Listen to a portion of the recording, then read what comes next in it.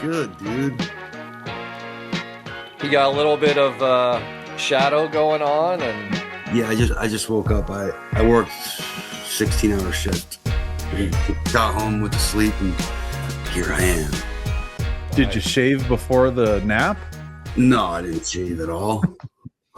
They say, fuck, get a snap a talk line on your neck before you get that thing down if it grows that fast.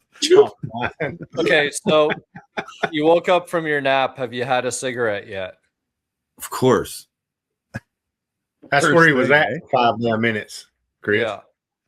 Yeah. Yeah. I mean, yeah. Erin doesn't let you smoke in the house, does she? Hell no. No, but Not like, lit. He does it. In this room, I'll sneak them. But then I get caught if she comes in here because she can smell it. Yeah. Yeah, that shit sticks to the walls. Is that upstairs or downstairs, Tom? This downstairs. Yeah, but I don't smoke in here. Like, I don't chain smoke in here. Okay. Yeah. Can you get a pretty good draft going in there? Like, can you get the smoke out quick? Yeah, or off the window? Right. I don't smoke in here. I only smoke in here when I do these. When I do these. I was bullshitting with Brent Hicks the other day, and Dirty Linda was a topic of conversation, and that kind of got us on the road of like ashtrays in cars. And I'm like, yeah, man, like they put them in the door panels. And I think he said Dirty Linda didn't have them in the door handles or door panels or armrests, but for sure, like drop down out of the dash style. And then we got talking, like, fuck yeah, like remember like the smoking sections of restaurants? Yeah. And they used to hang out there. Yeah, just a haggard chunk of glass, right? That doesn't even go to the fucking roof. 25-foot openings on either side of it, and everybody over there is hacking darts, and everybody on the other side's fine. I remember we used to go to fine. Oh, stop. Oh, damn. Every time I smell a cigarette, I want to take a good shit. I don't know why. Did you smoke? Didn't you smoke cigarettes, John? Did I? No. God, no. Never? No, I tried them when I was a kid and absolutely about vomited. That's how I feel about chew. Yeah, and I tried chew when I was a kid and did vomit. Chew was nasty, dude. Red Man was nasty as shit ever. Yeah. Or like Levi Garrett, the old plug shit, right? Yeah. So there is something about that though with tobacco that is like almost a laxative. Yeah. And I don't know what it is. Oh, 100%. Like if I need to shit, like, well, I much like a smoker, I look forward to the first chew of the day. Like for me, if I had to quit every other time I have a chew in the day, the one I wouldn't give up is the first one in the morning. Coffee and a chew, like nothing beats that. Yeah, the first one in the morning. Yeah, much like smoke in the morning, right?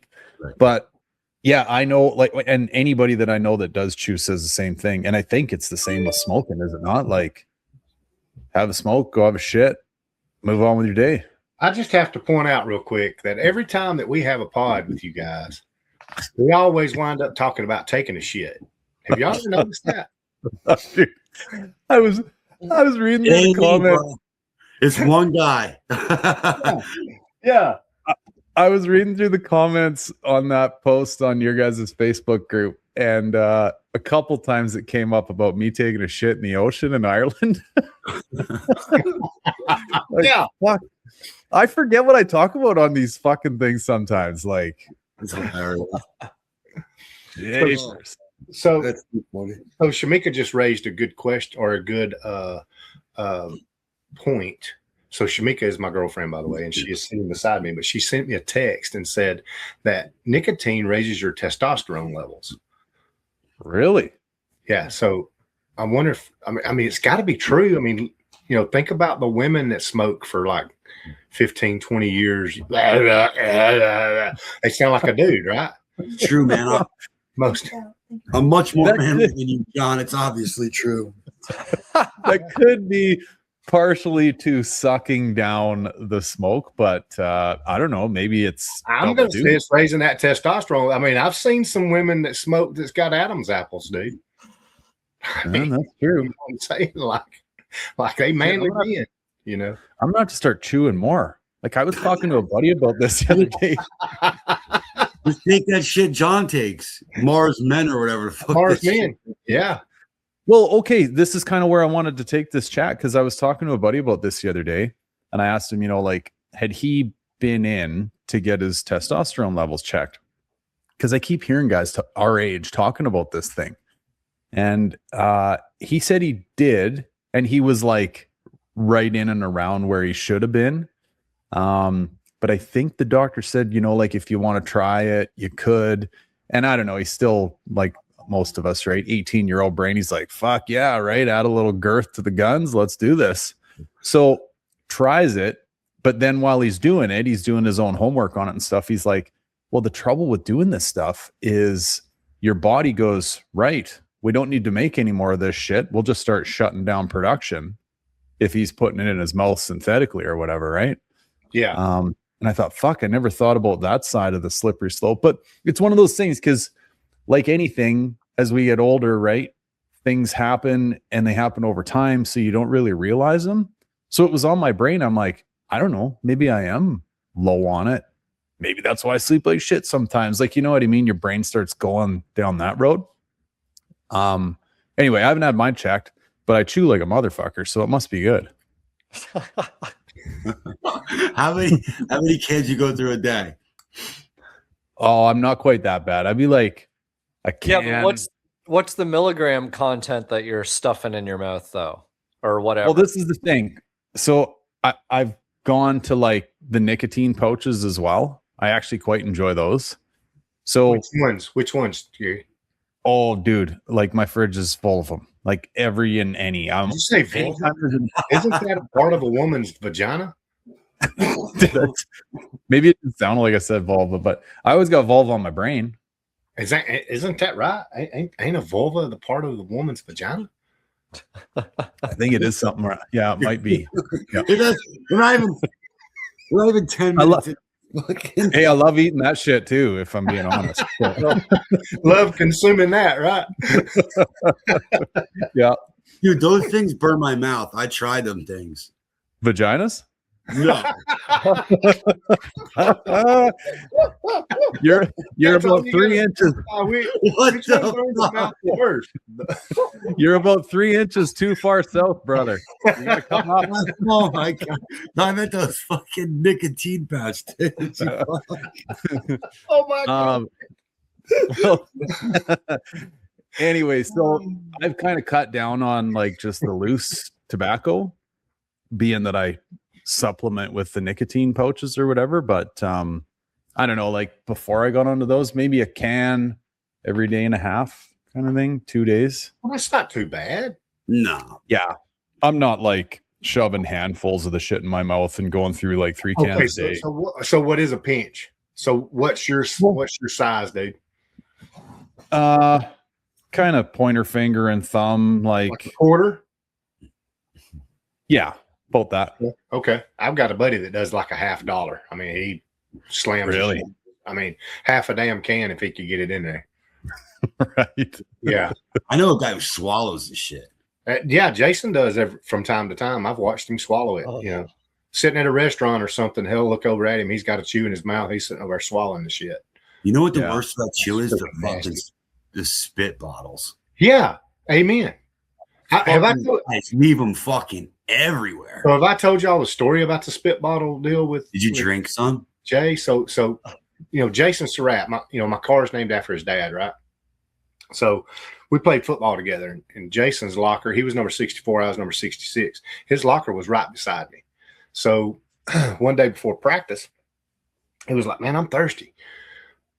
I said, well, I am too. I said, "You want me to run grab us some Dr. Peppers?" He's like, "Yeah." So hell, I get up and I run grab us 2 Dr. Peppers, come back, sat down. I handed him his, and he's sitting over there drinking his, and I'm drinking mine. Well, hell, unbeknownst to me, he apparently had finished his at some point, throwed a damn chew in, and was spitting in his can. I'm still nursing my can, right?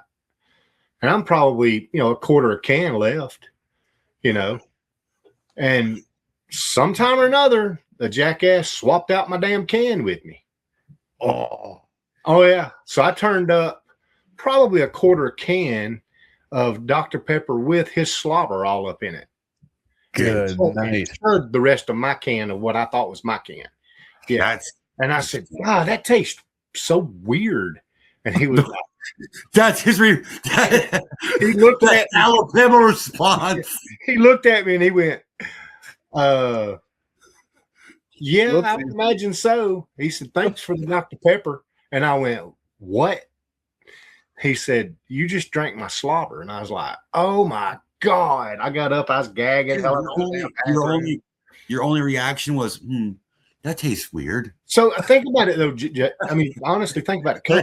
Copenhagen and Dr. Pepper. Dr. Pepper's already got a spicy taste to it, right? Oh, my God. So, I mean, it almost tastes like Copenhagen, kind of, to me. And I guess that's one reason why I can't stand Dr. Pepper. I mean, I'll drink it, but I'm really not a fan. Well, and it already would have been on his mouth, too. So he's technically spitting like low-grade Dr. Pepper and high-test Copenhagen. Exactly. Jesus. I mean, it was kind of watered down. It was Dr. Pepper down Copenhagen is basically what I got. I didn't get full-blown Copenhagen slobber. I got, a quarter can of Dr. Pepper with Copenhagen in it. Oh, which is plumb disgusting when you think about it, but, it is what it is. It makes me sick. Back in those days. Yeah. It makes me sick to think that, like just drinking my own spittoon, but somebody else's, a whole nother level of disgusting. So you disgusting bastards need to keep those to yourselves. They leave them everywhere. Yeah, they leave them everywhere. And hey, Robert Camp is the freaking world's worst with one. I got in his damn truck the other day, and the sumbitch had one that was almost a damn 20-ounce bottle full. Oh, fuck. I'm like, dude, how do you even stand taking the freaking lid off of that to spit in it? That's disgusting. Chris, did you ever smoke or chew or anything? Nope. Nothing. No. You don't look that good chewing or smoking, Tom. My biological was like a chain smoker, so it was like just drove me nuts, like the smell and everything. Yeah. Ever since I was a kid, so I was just like totally against it. That In fact, sense.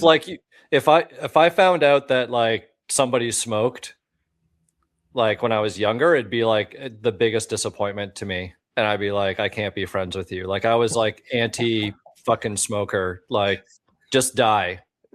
You're really making me want to hang out. Well, you grow up, buddy. You know how you're young and cocky and all those things, and like it was triggering, I guess, right? Because it was just like the disgust that I got from whenever I'd see my biological dad. It just so it was nasty. So I never touched the shit. I remember like there'd be times I'd fuck with my friends and they'd be like smoking, be like, oh hey, give me one of those, and then I just like stick it in my mouth and not even light it and just fucking like waste it. Then they'd be pissed off. I mean, I get it. It makes sense. It makes sense because if you're like, I've never done one drug in my whole life. I've never even smoked weed, not even one time. Like never. But that's because of my past. So I just complete turn off. I get it. Makes sense. Yeah. Now I'm bringing a carton with me to Ponies, though. I'm smoking every damn one of them. It's making it a point. Are you gonna bring a case of mini Coronas too? I always bring those. I love the little 7-ounce nippers. They got to be like 2.5 swallows kind of thing. What a female. Why? They never get cold. Go in your back pocket, nice and easy. Go in your back pocket. Right? Do they even make koozies for 7 ounce? No. Probably don't. Be way too small because I got mine in a koozie right now, proper size Corona, and it's too small for the koozie. Proper size Corona, Tom. Yeah. So how's all the? Go ahead. Go ahead, buddy. No, go. I was gonna ask you how many beers you drink a day. Oh, I'm not like a daily drinker. No, Definitely more of a social drinker. Yeah. Just a podcast drinker, right? These days kind of is the way Yeah. it lines up. Yeah, this podcast is getting my drinking fix in for me, but yeah, no, not a daily drinker. I used to like sitting around with the wife, maybe have a glass of wine or something, but not a daily drinker by any means. So how excited are you to come down to the States and get that cheap alcohol buzz and that cheap tobacco buzz going? Oh, dude. My buddy was kind of razzing me the other day. He's like, you lucky fucker. Because 12 Coronas here is $40. dude, that's insane.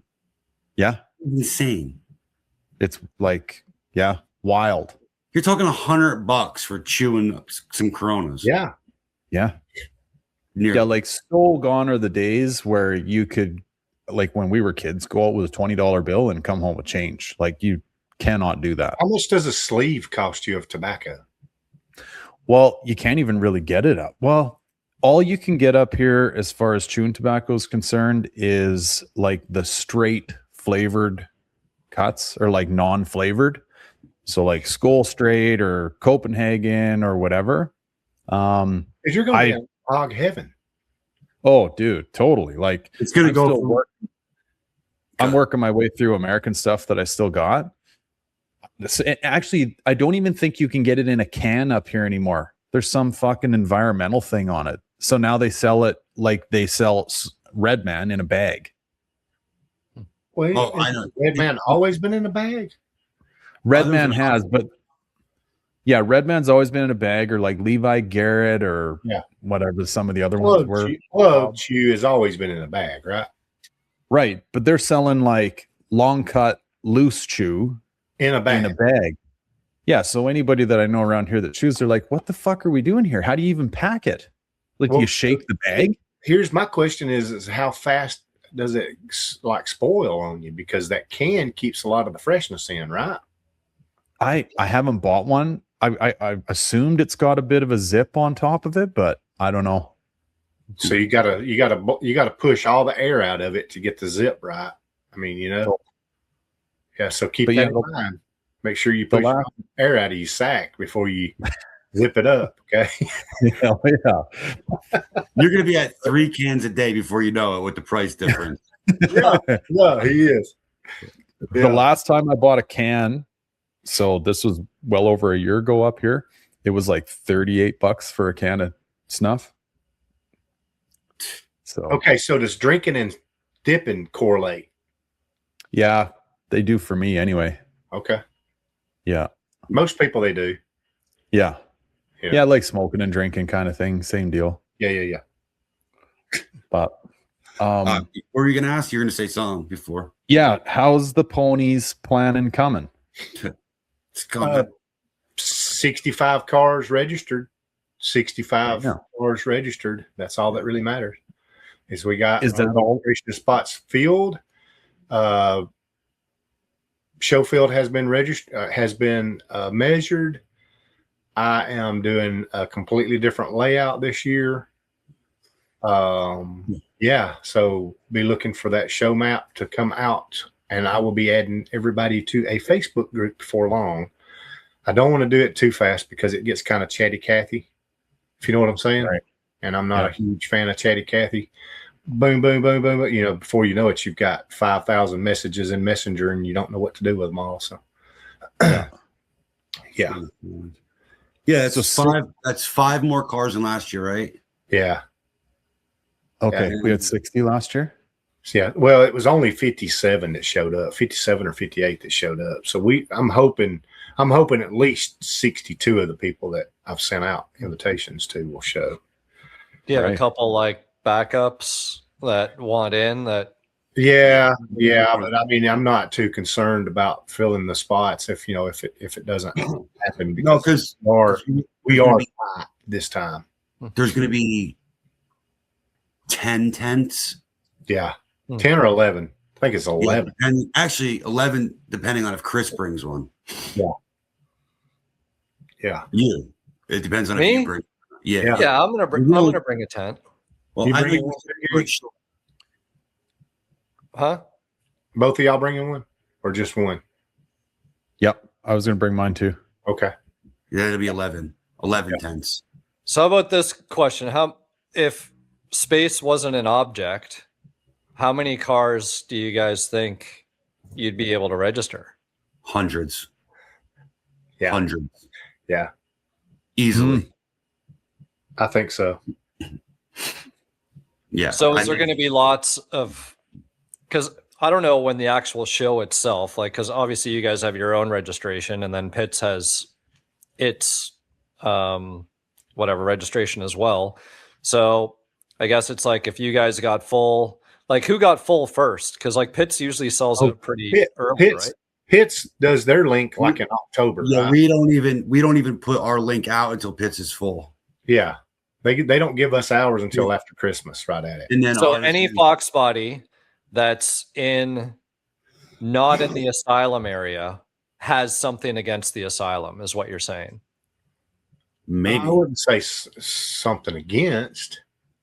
I wouldn't say that for sure. I think so. I think they all want to fight. They're like, fuck the asylum. I'm registering in Pitts. Maybe. I'm not waiting for the asylum link to come out. That's what I heard.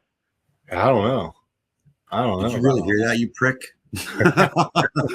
All lose sleep over Look at the smirk on his face. He is not. That is not what he heard. I didn't hear it. I was just curious in terms of like I'm fortunate enough. I know you guys, right? So it's sort of like I gotta wait. John's like, motherfucker, I sent you the link months ago and you still didn't register, you know? So, because otherwise my ass wouldn't be able to get. But I was curious if like what came first and what that really looks like, because you'd almost think you guys would want to register first, so that way if you guys max out, then at least there's still an opportunity for them to register into the normal showground. Well, we got to remember ours is invitation. Yeah, ours is invitation only. We send those links. We do run into cars every year where people have already registered. Yeah. And they got to get their money back or do a swap. Yeah. Gotcha. That happens every single time. But generally speaking, it's not that many. So, but how many invites do you send out? So this time I sent out 78 invites. That's why I was pushing you. Hey, look, you got to get your ass in there and register if you're coming, because it's first come first serve. I've got 78 invites out, right? So so naturally when you're inviting, you're going to invite.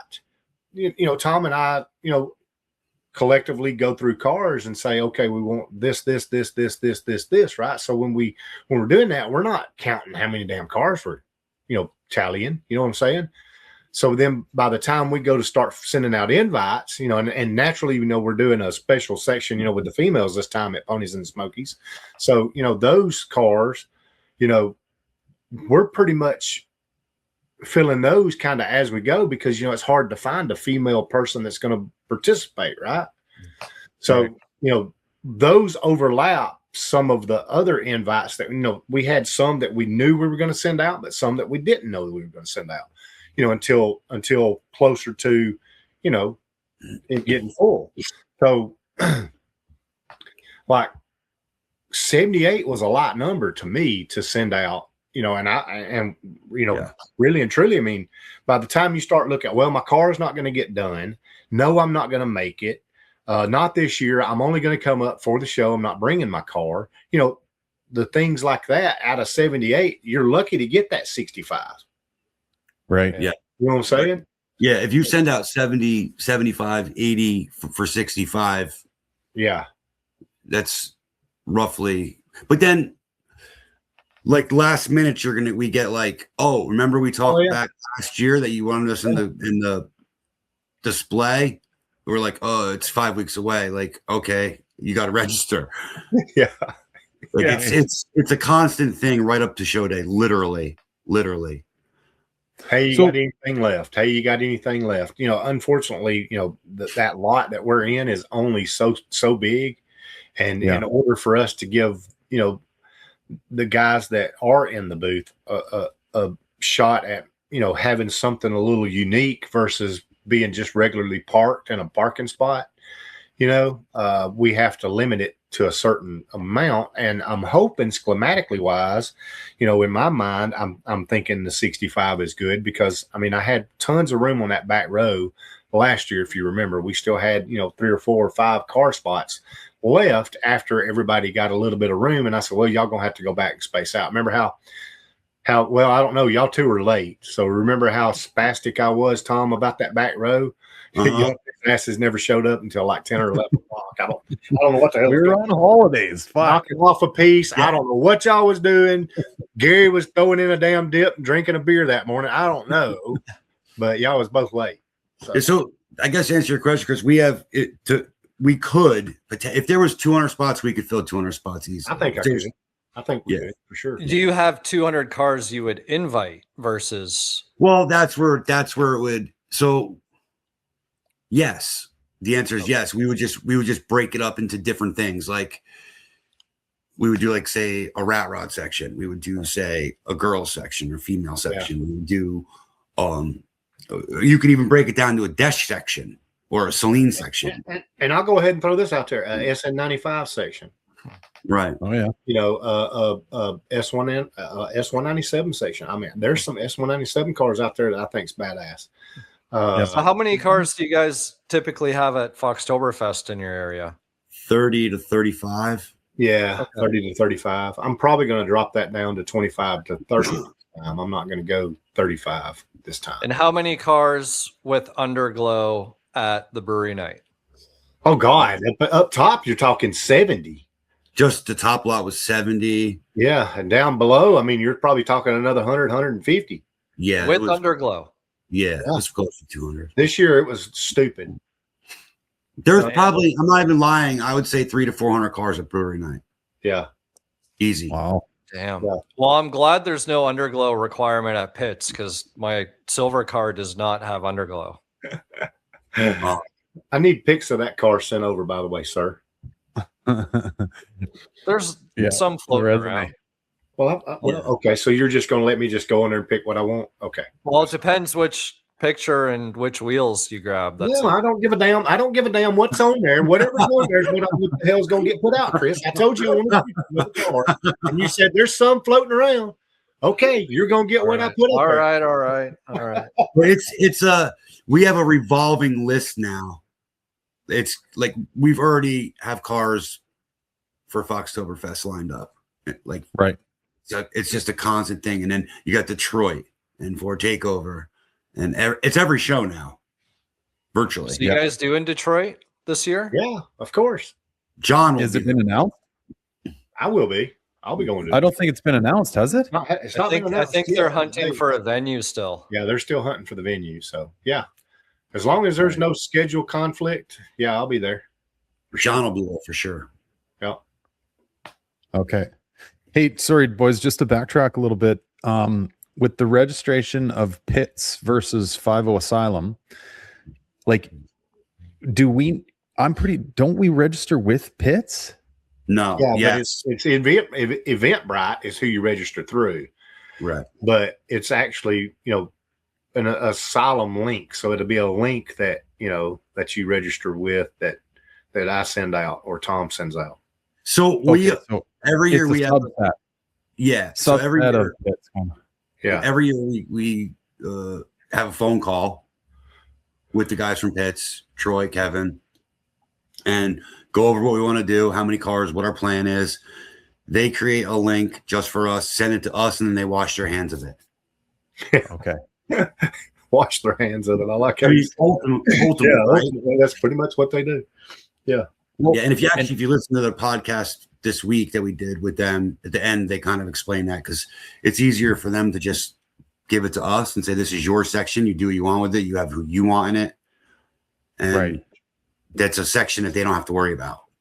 So okay, and I don't know why I'm still hung up on this, boys, but the registration that we pay, is that how much it costs to register in the regular pits? No. Okay. There's a difference there? Yeah, it's a little more. Our registration's a little bit more. Yeah. Okay. Now, you are paying for a different experience than a regular show spot, put it that way. Well, you're getting You get to bypass the line. There's no waiting in a line. Yeah, it's a 7 o'clock entry. Yeah, there's a bunch of different things that come with it. You get a special sticker for your car, for Pete's sake, that says mine's still on, buddy. Yeah, It's still on my car. It's worth all the money.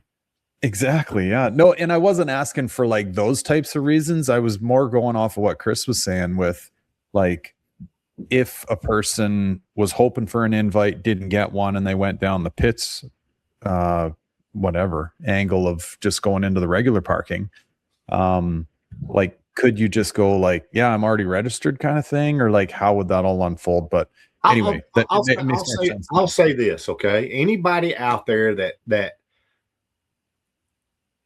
has ambition to go into Ponies and the Smokies and being invited to the Five-0 Asylum, as soon as Ponies and the Smokies puts up their registration, get your ass online and register at Ponies and the Smokies, okay? When our link comes out, and if you get an invite to the show to be in the asylum, we will assure you that you will get a refund on your original show spot. I will just ask you a few questions through Messenger.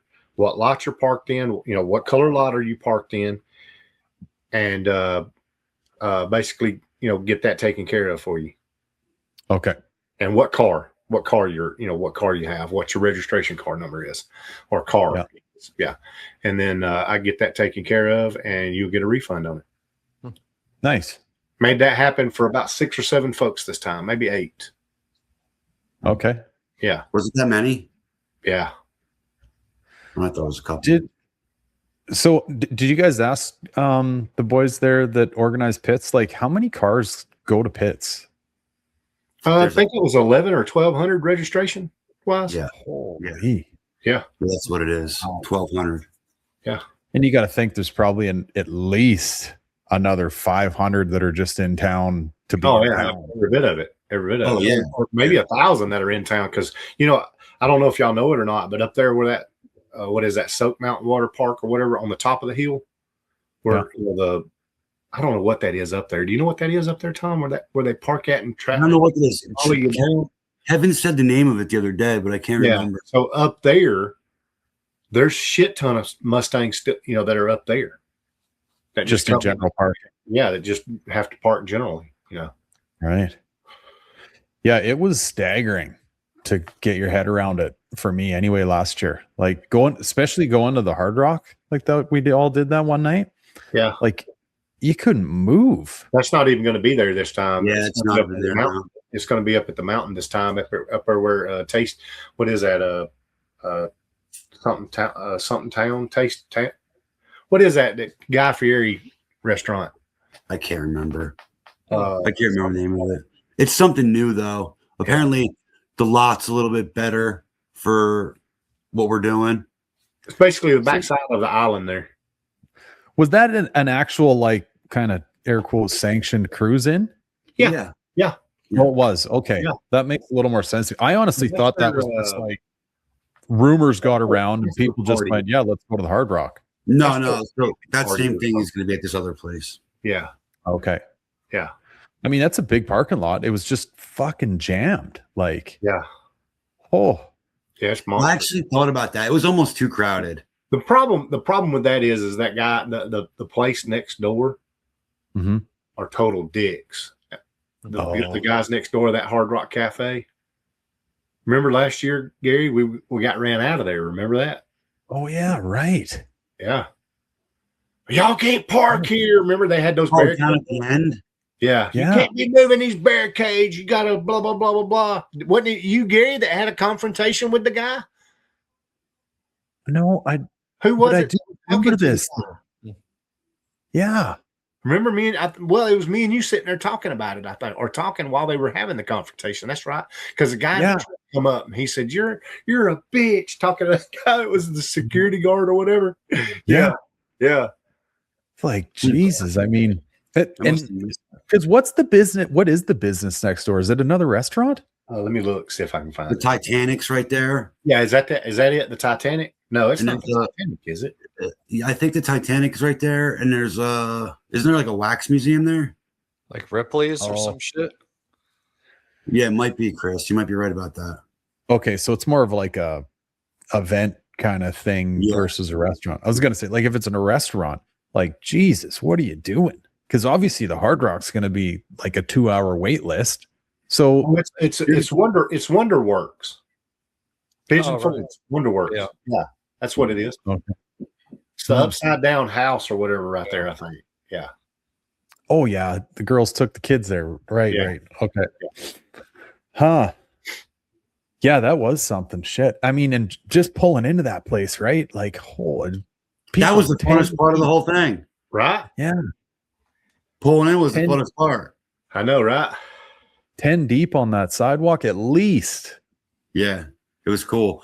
But this year, I don't know, they said that there's lots, I guess it's long and narrow like a rectangle, and the far side of the lot is like, it's like an older, like a shopping center, right, John? Like an old shopping center? Yeah, it's the shopping center. And like the new section is used, but the old section really isn't. We will probably do a cruise another cruise over to that event from the convention center again this year. Okay. Was that Thursday? Thursday night, yeah. Yeah. Nice. Like just you guys kind of thing. The asylum. Yeah, the asylum. Beauty. Well, us guys, you're coming too. You're in that area, so you know. Oh yeah, I'm in like a dirty shirt on. Don't get big to not come, Gary. Shit, boys, and I don't want to wreck your pod with the boys there. So, like, just tell me to shut up if I'm asking questions that have already been answered. Oh, it's already out. So I mean, it doesn't matter. Yeah, it's already out. You just didn't listen. Monday. Oh fuck. Okay. Yeah. Well, yeah, I definitely haven't heard that one yet. Did they talk about this whole slammed enough debacle that went on? Yeah, we chatted about it a little bit. It was like right in the beginning, actually. Okay. You wouldn't want to know about it. So any kind of blowback or anything that they see as causing issues? Nope, nothing. Oh, good. They said it's held up their permitting a little bit longer. Yeah. The only thing that changed was the permit part. Yeah, just held it up a little bit longer, and clearly the police are going to be a little bit more on guard. You know what I mean? But we've asked everybody on our end, to mind their P's and Q's. So yeah, we're going to say it again: mind your damn P's and Q's while you up there.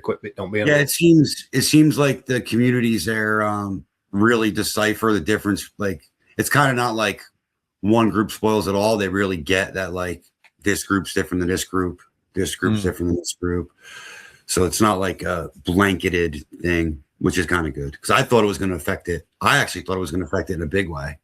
Yeah. But apparently not. Just held up permitting a little bit.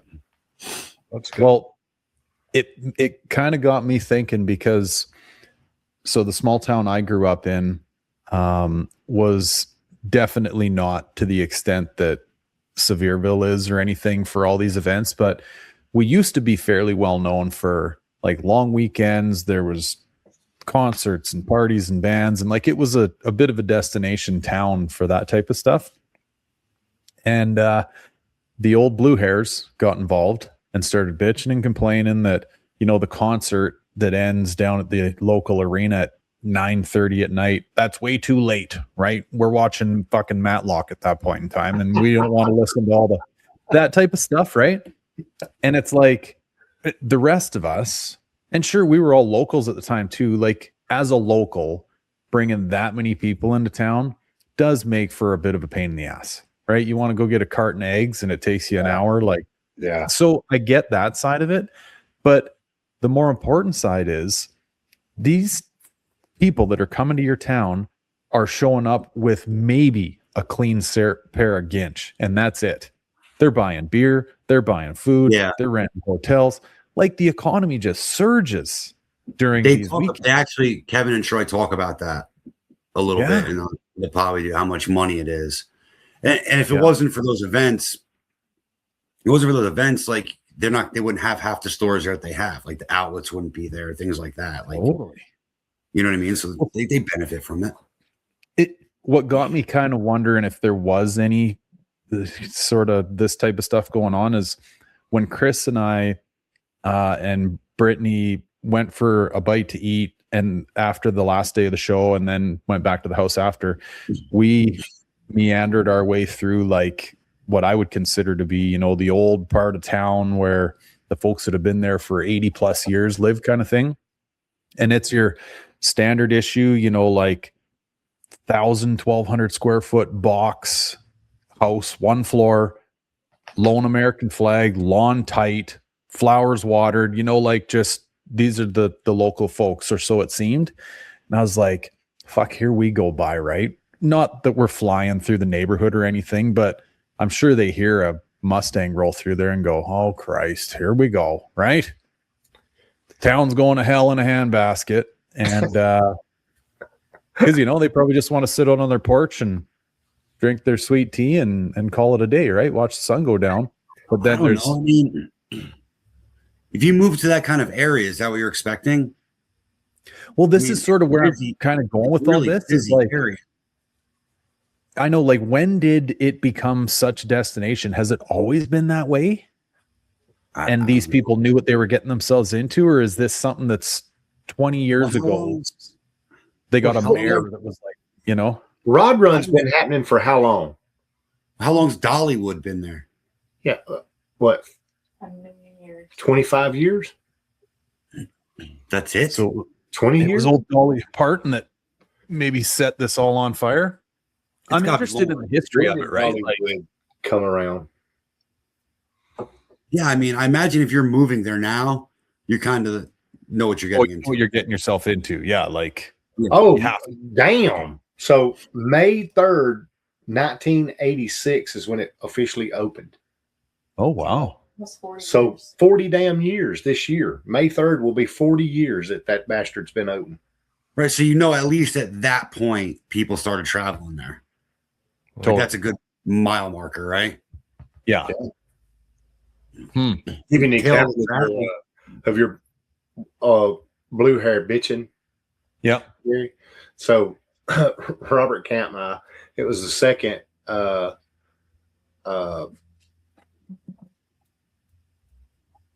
Run.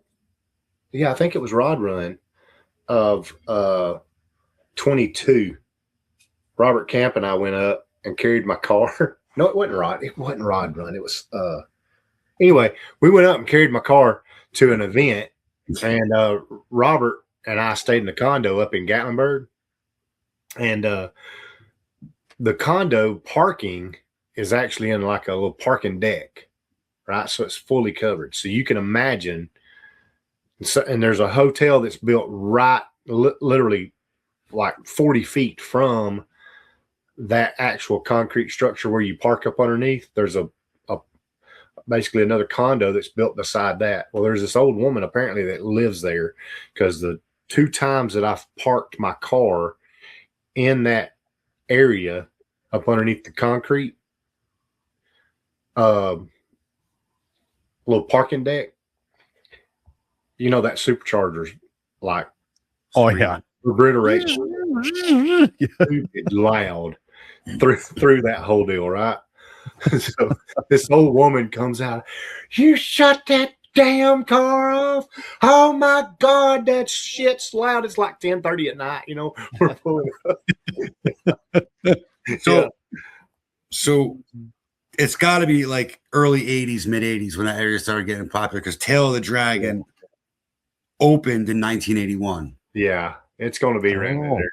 Yeah. So 1981, Late Tail of the Dragon. 70s, early 80s, probably the biggest, you know, influx of people. Yeah, Dollywood 86, so right on the area. I mean, you're probably looking at the influx of people before Dolly Parton, you know, put her money there. You know what I mean? Mm-hmm. So yeah, I would say probably late 70s, early 80s, and then Dollywood comes around in 86, and shit changes big time. Probably. Mm-hmm. Yeah. I'm excited. Yeah. It'll be fun. Yeah. Yeah. It's a good show. I'm concerned about the weather. Are you? I am. Wow. So Because were he's things getting fucking hammered, dude. I mean, it's kind of, the weather hasn't been great. It's been a bad winter, man. Oh, you think y'all's weather won't break in time? Is that what you're thinking? I think we're getting like 10 inches Sunday night again. Damn. Yeah, but really? it's got to stop at some, like, to have a winter that, and if it just kept going, like, when's Groundhog Day? When's that little bastard? He's already come out and told us that we're done. February 2. we're February 2nd. We had 6 weeks left, is what we. Oh, there you go. Yeah, I So mean, you can't be worried. It's been 70 degrees here, dude. You can't go by that shit. Like hell, Groundhog knows, dude. It's like It's a groundhog. I think it's pretty accurate, buddy. I'm gonna look this up. Like, Yeah, no, fuck that. no shit. No listen, shit. listen. Yeah. I don't know on what spectrum or whatever, but like on the like How accurate is Groundhog Day? statistics of it, it's something high. No, That it. no way. Are you looking it up, Johnny? I did. Which ground? First off, in Pennsylvania, we have the groundhog. Let's just put Okay, it so whoever the hell y'all have in Pennsylvania, which is Puxley. Puxatawny Phil. That's Yeah. the OG, bro. Okay, That's the gold standard. All right, so the gold standard needs to be damn fired, Tom, because I the told gold you, standard is wrong. 35 to 40%. Right. Ooh. Yeah, In a place Yeah. where you get real winters. yeah. So down here in the South, You guys don't really get winter. You don't really get winter, dude. So any groundhog, like, yeah, sure. I mean, we get cold. For what's winter? What's winter to you, Tom? 10 inches of damn snow every 2 weeks. Yes. Okay, that's not winter to us. Our winter is longer, is different than that. Right. Just because we don't get cold, don't mean it's not winter. Well, I mean, Still it's a winter. pretty Damn, safe bet. It's a pretty safe bet if you come out in the first week of March or last week of February and say 6 more weeks of winter in Alabama and you're going to be done. Pretty safe bet. In Pennsylvania, you can get a blizzard March 30th. So what are we? Are we 4-5 weeks away? 5. Yeah. March would be tornado season for us. I mean, we'll be starting it'll be tornado season late March.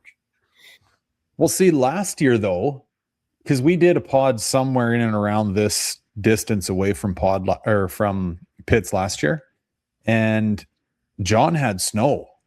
Yeah. During the last pod. We had a dusting. Holy shit. So Southern predictions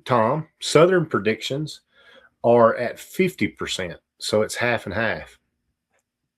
It's Just roll the dice, boys. It'll be fun. not accurate. It's a moneymaker, dude. Wait a minute. It says that Georgia's General Beauregard Lee boasts higher accuracy rates, with some reports placing his success 63 to 80%. Yeah, y'all need to be damn paying attention to Beauregard. Yeah. Okay, so most importantly, like, who does Pigeon Forge have? Yeah. Okay, let's see here. Who does Pigeon Forge? They got a pigeon. Forge is ground. It's got to be the pigeon. Yeah, it's like Pigeon Day. Did the pigeon come out and put his shades on, or did he turn and burn? Oh, they don't have an official groundhog, but rather relies on local wildlife to predict the end of winter. Pigeons. For example, a past historic beloved pet named Snoopy, noted in library archives. What the hell are you Tennessee people doing? I'm Snoopy. Shit. They don't have a groundhog? They don't have a damn groundhog in Tennessee or in Pigeon Forge. And another thing, what's the life expectancy of a groundhog? What's the life expectancy of a groundhog? I'm pretty sure your guys is 2 to 3 years. Some live up to 6 years. I bet Puxley's ass is damn 12. Been lying all this damn time. Well, I'll bet you. I mean, I wonder how many. Look it up. How many? In contrast, a captive groundhog with proper care can live up to 14 years. Huh. Yeah, you guys have had that one replaced a few times, Tom. They're just breeding that motherfucker like crazy for backup. How many groundhogs has Pennsylvania had? This is a ChatGPT podcast. Oh hell, Puxley's. Oh, not Puxley, dude. How do you say it? Puxatawny Phil. Damn, that's a word. Puxatawny Phil has been replaced different by 13 different. That's why the accuracy is so low. They need They're to imposters. kill whoever the damn bloodline, the last one. They need to kill that bastard. Dude, they go out into a field and get another one, dude. That's What all other they animals? Hey, what other animals are popular in Pennsylvania, Tom? I mean, Deer. We must have an armadillo that looks for this shit in Texas. Yeah. So yeah, we've got. They're all dead on the freeway. Give me another animal that would be. Hang on a minute. A possum. What other animals predict Groundhog's Day in Pennsylvania? Possums What? for sure. well,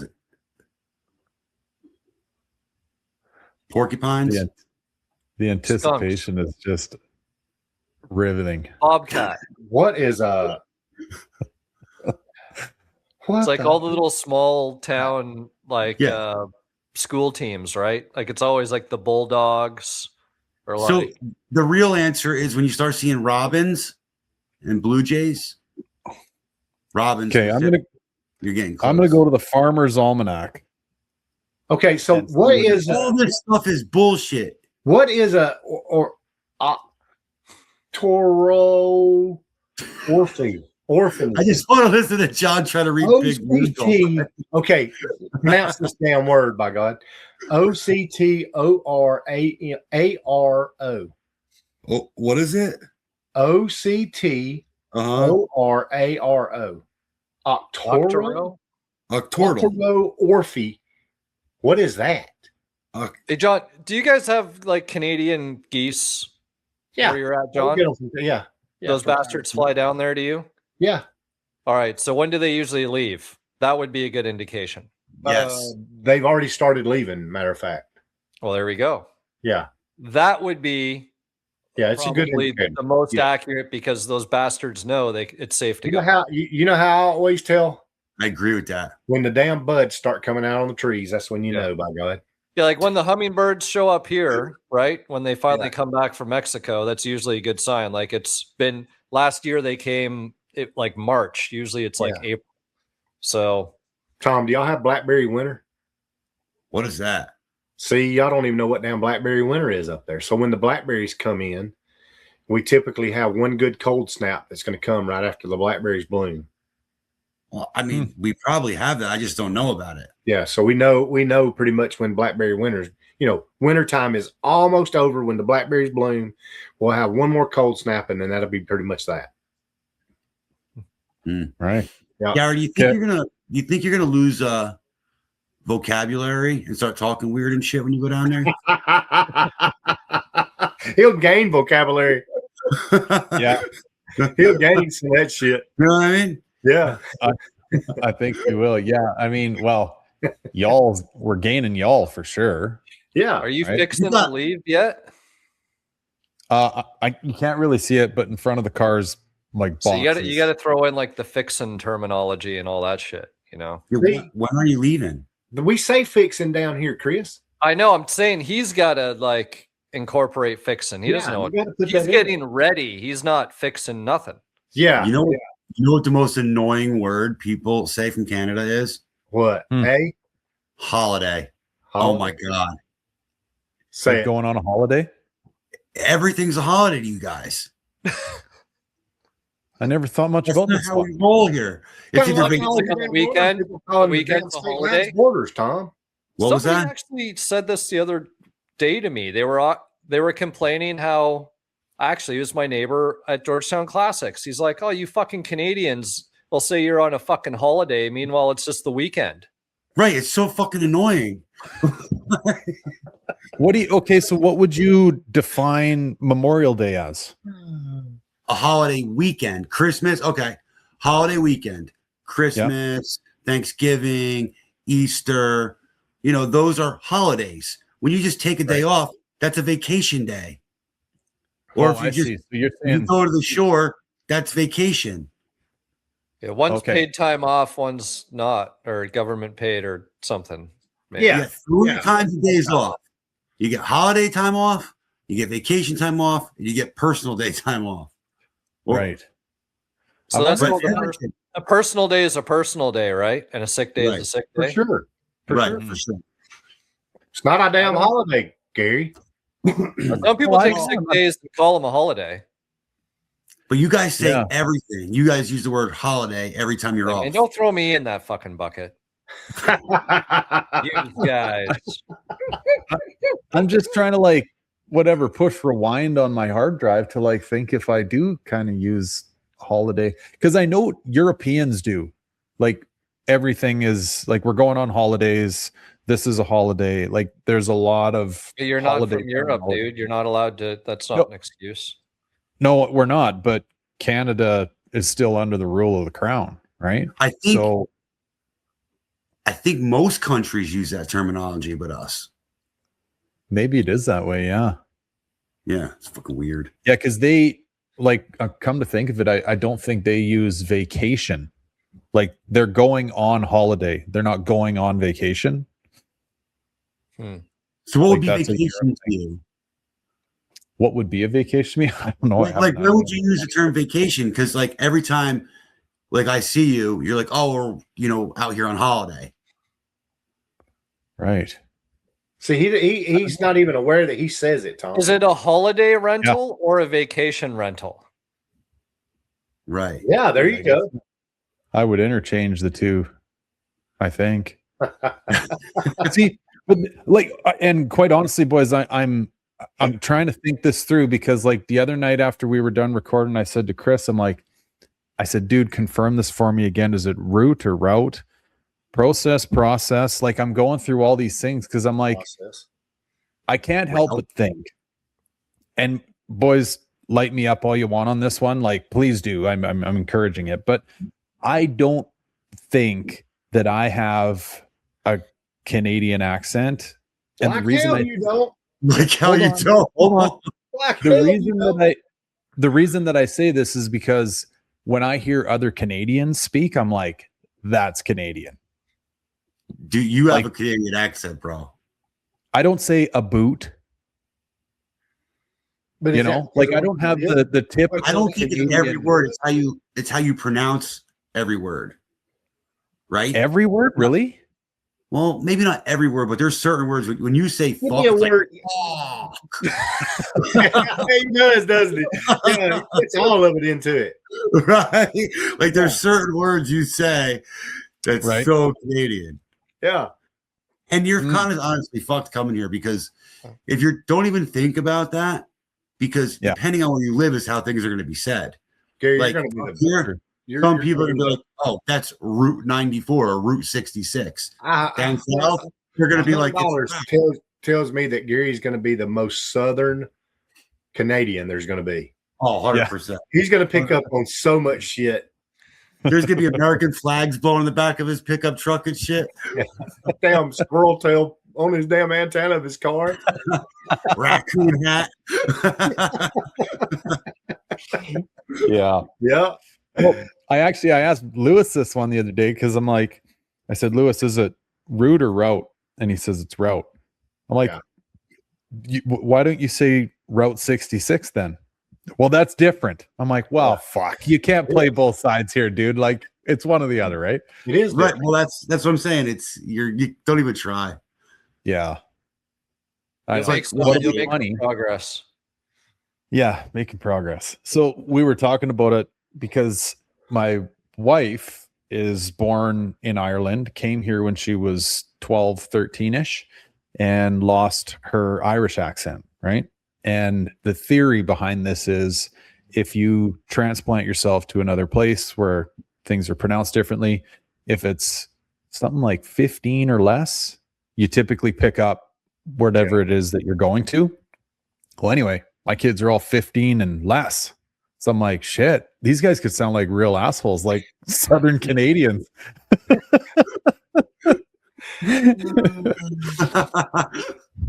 Sadie, I mean, yeah, she'll be saying how's the lingo on your kids? Say that again, bud. How's the lingo on your kids? Like, do they have like some weird new Canadian, like? No, they are fucking around with all of this. They do fuck around with some of this new stuff. Not as much as I hear other kids doing it.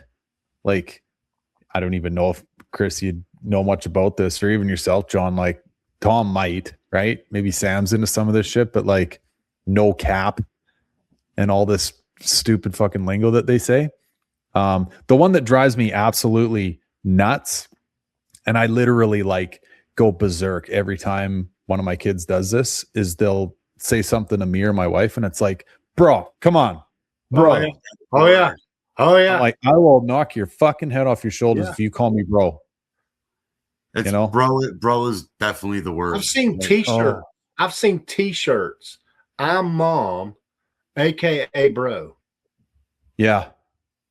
Yeah. I know it's turned itself into this like cultural joke. It's crazy. Yeah, but you know what? But then where's all this LBGXYZ bullshit and neutrality with bro? Shouldn't it be sis? Good point. Yeah, bro sis. Bro team. It's true though. That's way too gender specific. I try not to let that shit get. She doesn't. It's like that bullshit with the gunman the other week. You know what I mean? It can't. Oh fuck, might be a gun woman at the hockey or a gun fucking neutral. What the fuck was gun it? binary? Gun binary. That thing had tits, man. That thing had tits. That thing had tits, he said. I think, well, going back to our testosterone conversation, right? Like you can go on the other side of the spectrum in estrogen land and grow titties too. There's always a kid in high school that had man boobs, though. Yeah, always. There's always some. That was different. It's so weird. There's always that one dude that's got the pepperoni nipples, you know? Silver dollar nips. Yeah. Them some bucks is like bigger than damn piece of bologna, you know? Damn, bologna on your chest. Always the guy that swims with the t-shirt on. You know what I mean? Like it just. Oh yeah. Yeah. There's always. You imagine those things in an ice storm, they'd knock a windshield out. Oh Lord. Oh my goodness. Yeah. But anyway, back to where we were kind of starting with all this. We're like probably like in and around roughly about a week away from blasting off, so we're getting close. That garage doesn't look very close. No. Well, hell no. Everything on that side is quite literally just like roll out, like whatever. Are you bringing that shit? No, the one you can see the rack on, that one's staying. But the small guy. Are you keeping your house there, Gary? No. Okay. Yeah. Well, he's doing a waffle for it. $100 a head. It's getting to that point. You should try it. Yeah. Oh God, could you imagine how hard the tax man would be down your throat on that one? Who doesn't want a piece of, some dirt up in Kelowna? You could sell that easy on a waffle ticket. No, so the side by side, I reached out to my cousin today. So he inherited, we had this little, like, I think the manufacturer's Geo or something. It's one of these little Chinese quads. Took it out to him. He's got a little guy and a little gal, and they, they can put some miles on it kind of thing. So I had this side by side for sale. I've had it for sale actually since like July, probably June, July. Nothing. Not even a, hey, is this still available? Nothing. Right. And so anyway, I'm like, fuck, we're getting down to the wire here. I'm like, well, maybe I'll reach out to my cousin and see if he wants to kind of inherit this for at least the foreseeable future. And so anyway, I might just drag it over to his place. The other one, we'll throw that in the back of Mama's truck. And the rest is all going in trailers. How many vehicles you driving now? Is she coming? 2 trucks, 2 trailers. And sorry, Johnny, what was your question? Is Mama coming? Yeah. Yeah, we're whatever, fucking convoying it down. Is she or do you mean like his mom? My mom. Yeah, your mom. No. We're leaving her. I don't think the United States would have her. Fuck. I was fixing to say, damn, we're in for a treat. So you're gonna drive one truck, the wife's gonna drive the other. Yeah. Okay. Yeah. And actually, I was just doing some finagling here today, trying to figure some stuff out. So we're gonna not try and ram our way through 3,300 miles in 3 days like we did last year. Try and enjoy it a little bit more. And we're going to go not as far south, but shoot south first, and then maybe take a left at Vegas and start heading east. Oh, gee, that's a huge detour, no? Yeah. Sort of. Like, quite honestly, it's almost similar mileage. It's just more fucking around. Dodging all the mountain range. Well, we're going to try and do that because, mama pulling a trailer through, we don't know what. We're going to be going through all kinds of stuff. So trying to avoid as much weather as possible for her. And then try to make it enjoyable for the kids. They've never been to Vegas. Hell, I haven't been there in probably, I don't even know, for 15 years. What truck are you throwing her in? The 150? Yeah. You're a savage. You're a savage. He's gonna be screaming. You're gonna be in the big diesel. No, listen, I'm not putting that 23-foot car hauler behind her. We're just gonna do a one-way rental on one of these like 12-foot U-Haul deals. I'm like, this guy's a savage. No, I wouldn't put her through that. Jeez. Yeah. Gary, what are you most excited about? Oh, geez, buddy. Like starting on, freedom. Starting on the softer side of things, like we've sat down as a family a couple times and just, I guess, kind of laid some ground rules for all this in a good way, though. Saying like, we've lived very busy lives till this point in time. And I know that the new life is going to be busy as well, but I don't want to lose sight of the enjoyment of getting to the destination, not just ramming our way to destinations. I want to enjoy the road there.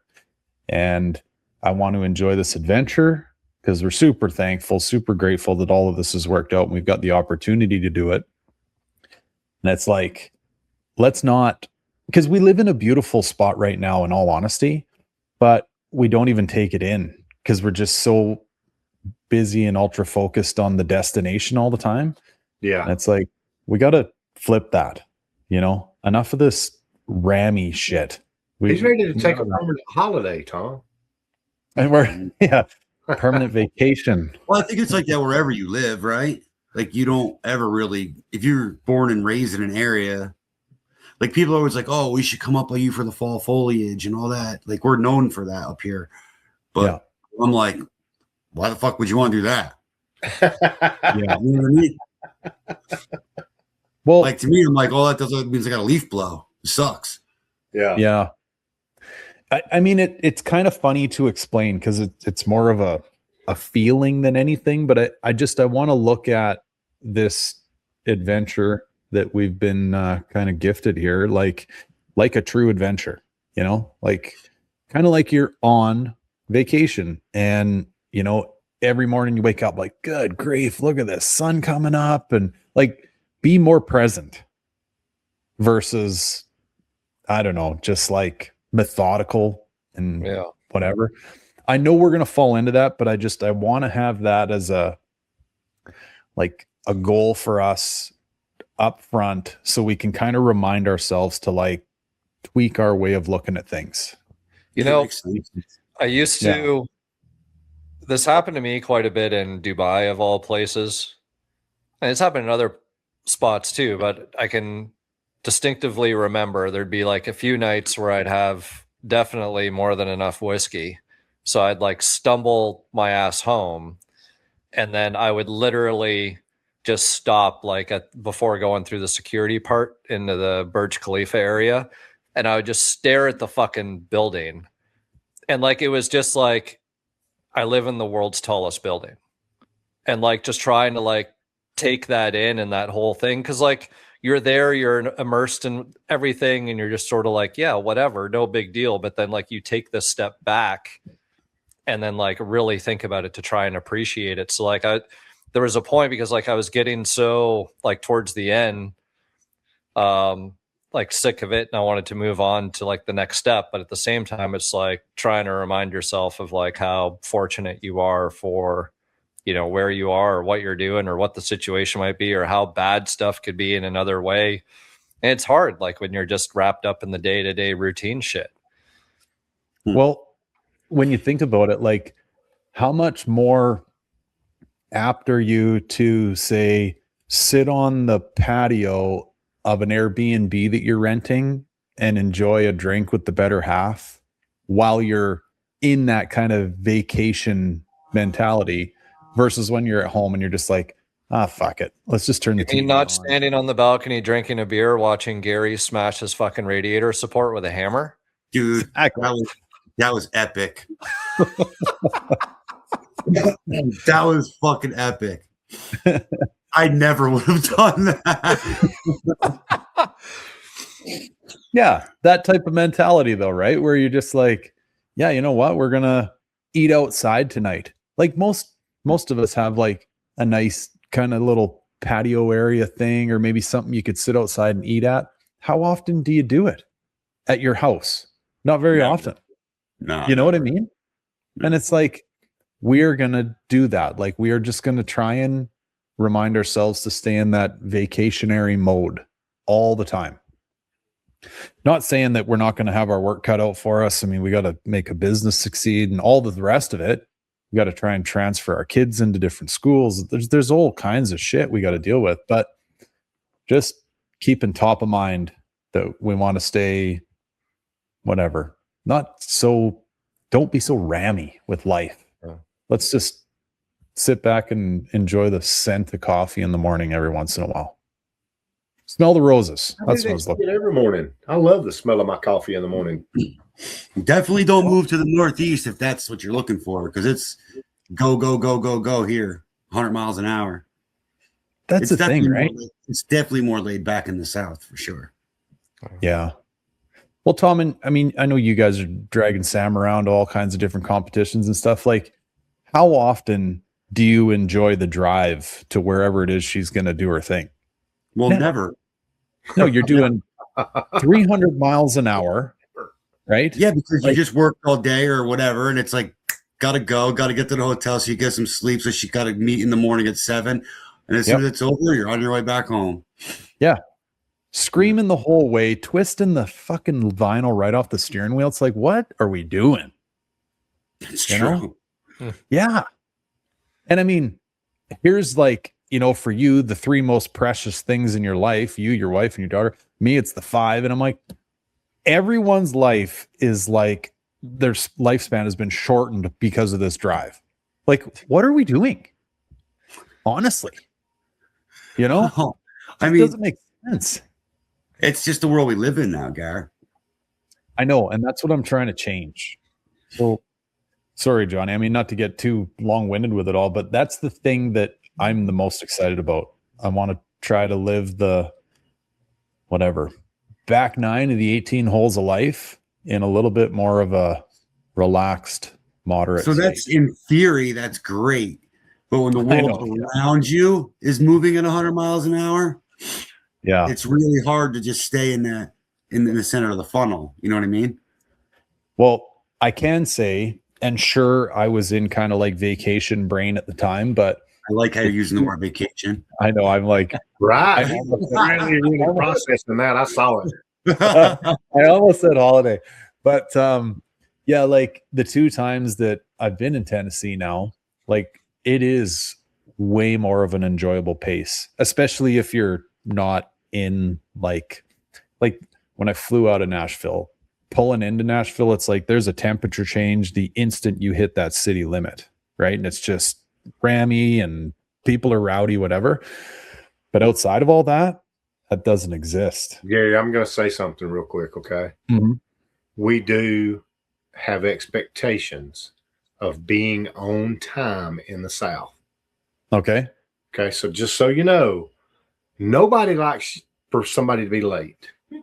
Right? You don't have to work hard. You just got to be on time. You need to be on time. Okay. So just know that there is a time frame for everything in the South. Okay.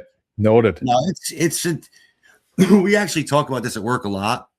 like a lot because we have guys come from all over the country for different things, right? They'll fly in from Texas, they'll fly in from Georgia, Seattle, all over the world. We talk about this stuff all the time, and we very much lose our patience when Southern guys fly up to here to work. Like we dread it, actually, for the most part. Not always, but for the most part, it's a very slow moving. Like, do you guys like work? You know what though? So, but there's a give and take to that. Like, so we don't want you. We generally don't want you guys to come work with us because you're too slow of workers. It's like you don't have that.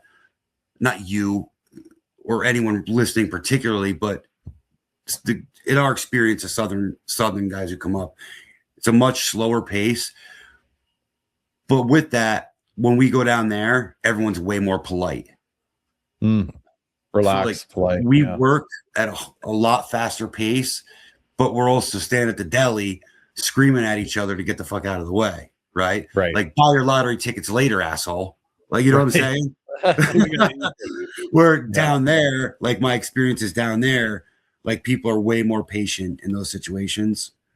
Right. It's the slower pace. It's a give and take, I guess. Well, here's another neat little twist on that though, because my grandpa, who he touched a lot of different lives, and I still have people telling me stories about the guy. And one of the things he was pretty well known for was working hard, but not at like light speed. However, when the light speed guys would give up, he'd still have 6 hours in him. But so he'd get her done just at a different rate of pace, but would also outwork everybody in length. I'll take and that. I don't know. Well, I know, right? I mean, maybe it's just I just found a good tidbit of information as far as the work is concerned. So which one do you think lives the longest, a man in the South or a man in the North? Probably a man in the South. But I don't think I do think so. I just don't think it has to do with just work though. So a lot of it has to do with environment. Southern men live between 67 and 73 years. Okay. Your Northerners 77 and 79 years. Oh, really? It's because they don't stop moving. I guess. That's probably true. I guess so. See, I would think that'd be the opposite. The lowest states, Mississippi, West Virginia, Alabama, Louisiana, Kentucky, consistently rank on the bottom tier of the men that live the least. Not crazy. There's got to be more factors into that, though. Hey, there has to be. You know what causes? Yeah, well, you know what I think a lot of it could be. We like that damn fried chicken. Right. Fried food could definitely be part of it. You know what I'm saying? So I guarantee that's what's going to be a lot of it. Weight's probably going to be a lot of it too. You know. Yeah. Yeah. I mean, heart attacks, shit like that. You know. Yeah. I hate to throw this one in there because whatever, I've reached a point in life where I could give a shit about this type of topic, but these whatever ratings usually correlate back to incomes, right? Which translates into what type of healthcare you can afford and what type of, like, all of that bullshit. You're probably not. I mean, Mississippi, I think, is one of the poorer states, right? Yeah. Right. Yeah. So anyway, whatever, not to get into the stats. No, that's actually kind of like, what is the poorest state in the United States? It might be probably West Virginia. Yeah, that's Mississippi. Mississippi is okay. Generally considered the poorest state in the United States, consistently ranking the lowest in median household income, approximately $52,000 to $54,000. Okay. Highest in poverty rates, roughly 18 to 19% in poverty in Mississippi. Okay, Dylan McNeil, what are y'all over doing? Here's another twist on this, John. So go back at whoever you're talking to there and see who is happier. Oh, it's the happiest state in. I don't need any statistic. I can tell you that right now. Southern people are much more happier. Oh shit, Hawaii's the happiest. Oh wow. Yeah, Maryland, Nebraska, and New Jersey. New Jersey. New Jersey. Oh, Other top shit. ranking states for happiness include Maryland, Nebraska, and New Jersey. What the hell? Is there a picture Now- of Tom there too? My fucking There's ass. a picture I'm of growing up in that Swindler. state, working that state every day. I can promise you, everyone hates that motherfucker. The happiest guy Bullshit. is right here. There it is. I see it right here. Because they don't have to pump their own gas. That's That why is they're pink happy. shirt on. That's Tom Swindler and his wife right there with their pink shirt. Now I you think know that'll the act- internet's. Now you know the internet's bullshit. It's a bunch of Yeah, that election was rigged. In contrast, West Virginia, Louisiana, Arkansas, Alabama, and Alaska are ranked the least happy. Really? How It about is that, nice though. boys? It is nice though, Chris, not to pump your own gas. Yeah. Oh, Jersey's made me full happy. serve? Yeah, Jersey, you don't pump. It's like illegal to pump your own gas. Are you shitting me? Yeah, Really? Illegal? I'll bust. Yeah. I'll bust some bitch in the nose if they won't let me pump. yeah. my gas. Gas stations have to have a attendant. Huh. Really? So what do you do? Hand them your card and they You tap pull up, it or you whatever? roll it on your window. You say 20 cash regular. They fill it for you. Hey, hit what's the that 20, Joker? drive Hey, away. what's that Joker making? How much money is that Joker making? Like, I mean, it's minimum wage. Hang on a minute. Hang on a minute. Which is like $15 What's an a hour. gas station attendant make in New Jersey? Like 15 to 17 bucks an hour.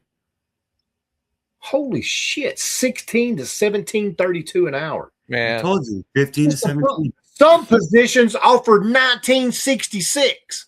That's The like minimum Bucky's wage in wage Jersey is right there. 15. $20 damn an hour to pump gas. I'm coming to damn live in New Jersey, son. You know you won't. Not when you're paying.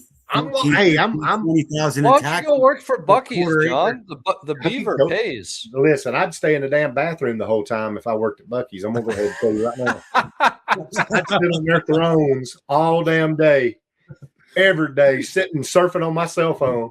You know how Yeah, those- expensive it is to live up here? That minimum wage is $15 in Jersey. I think, is it nationwide now? Maybe. No, Jersey. I couldn't. I wouldn't think it would. My Like internet you is- think about I guess it's probably the trend is going that direction because you got places like Bucky's that are offering so much money. But would you think minimum wage would be $15 in Mississippi or West Virginia? No, but I thought that someone was pushing for that nationwide. It's definitely 15 bucks in Jersey. Tom. I got a question. Shoot. Something just sparked in my mind. Bucky's got a lot of damn like pumps, right? There's no Bucky's up here. So what's your biggest service station size going to be up there? Soda many pumps? station? How many pumps in a service station? Uh, Gas station. the biggest ones are probably sheets up here. And I would say maybe 8. 8 pumps. Maybe. How 8 many to 10. guys? Oh, you got the- those 8 That's a pumps? big guy one. per That's pump? what was that? One guy per pump. No, usually they'll have only Now, 2 one guys. guy will on there. usually get a block of 4, right? And then he's Dude, got yeah. Well, 4, it'll be 4 or 8. I'm just going to throw this out there. So no wonder why y'all shit so damn high in New Jersey. Dude, New Jersey's very expensive. It's not, first off, So I don't think live there anymore. I live in about it. PA. They but would yeah. let people pump their own damn gas because that's probably the biggest, commodity y'all have up there is gas. The gas prices are roughly the same as yours. No. If they would let people pump their own damn gas, that 3 cents that service station's making off of that gas, because now those people have to get out of their damn car and go in, right?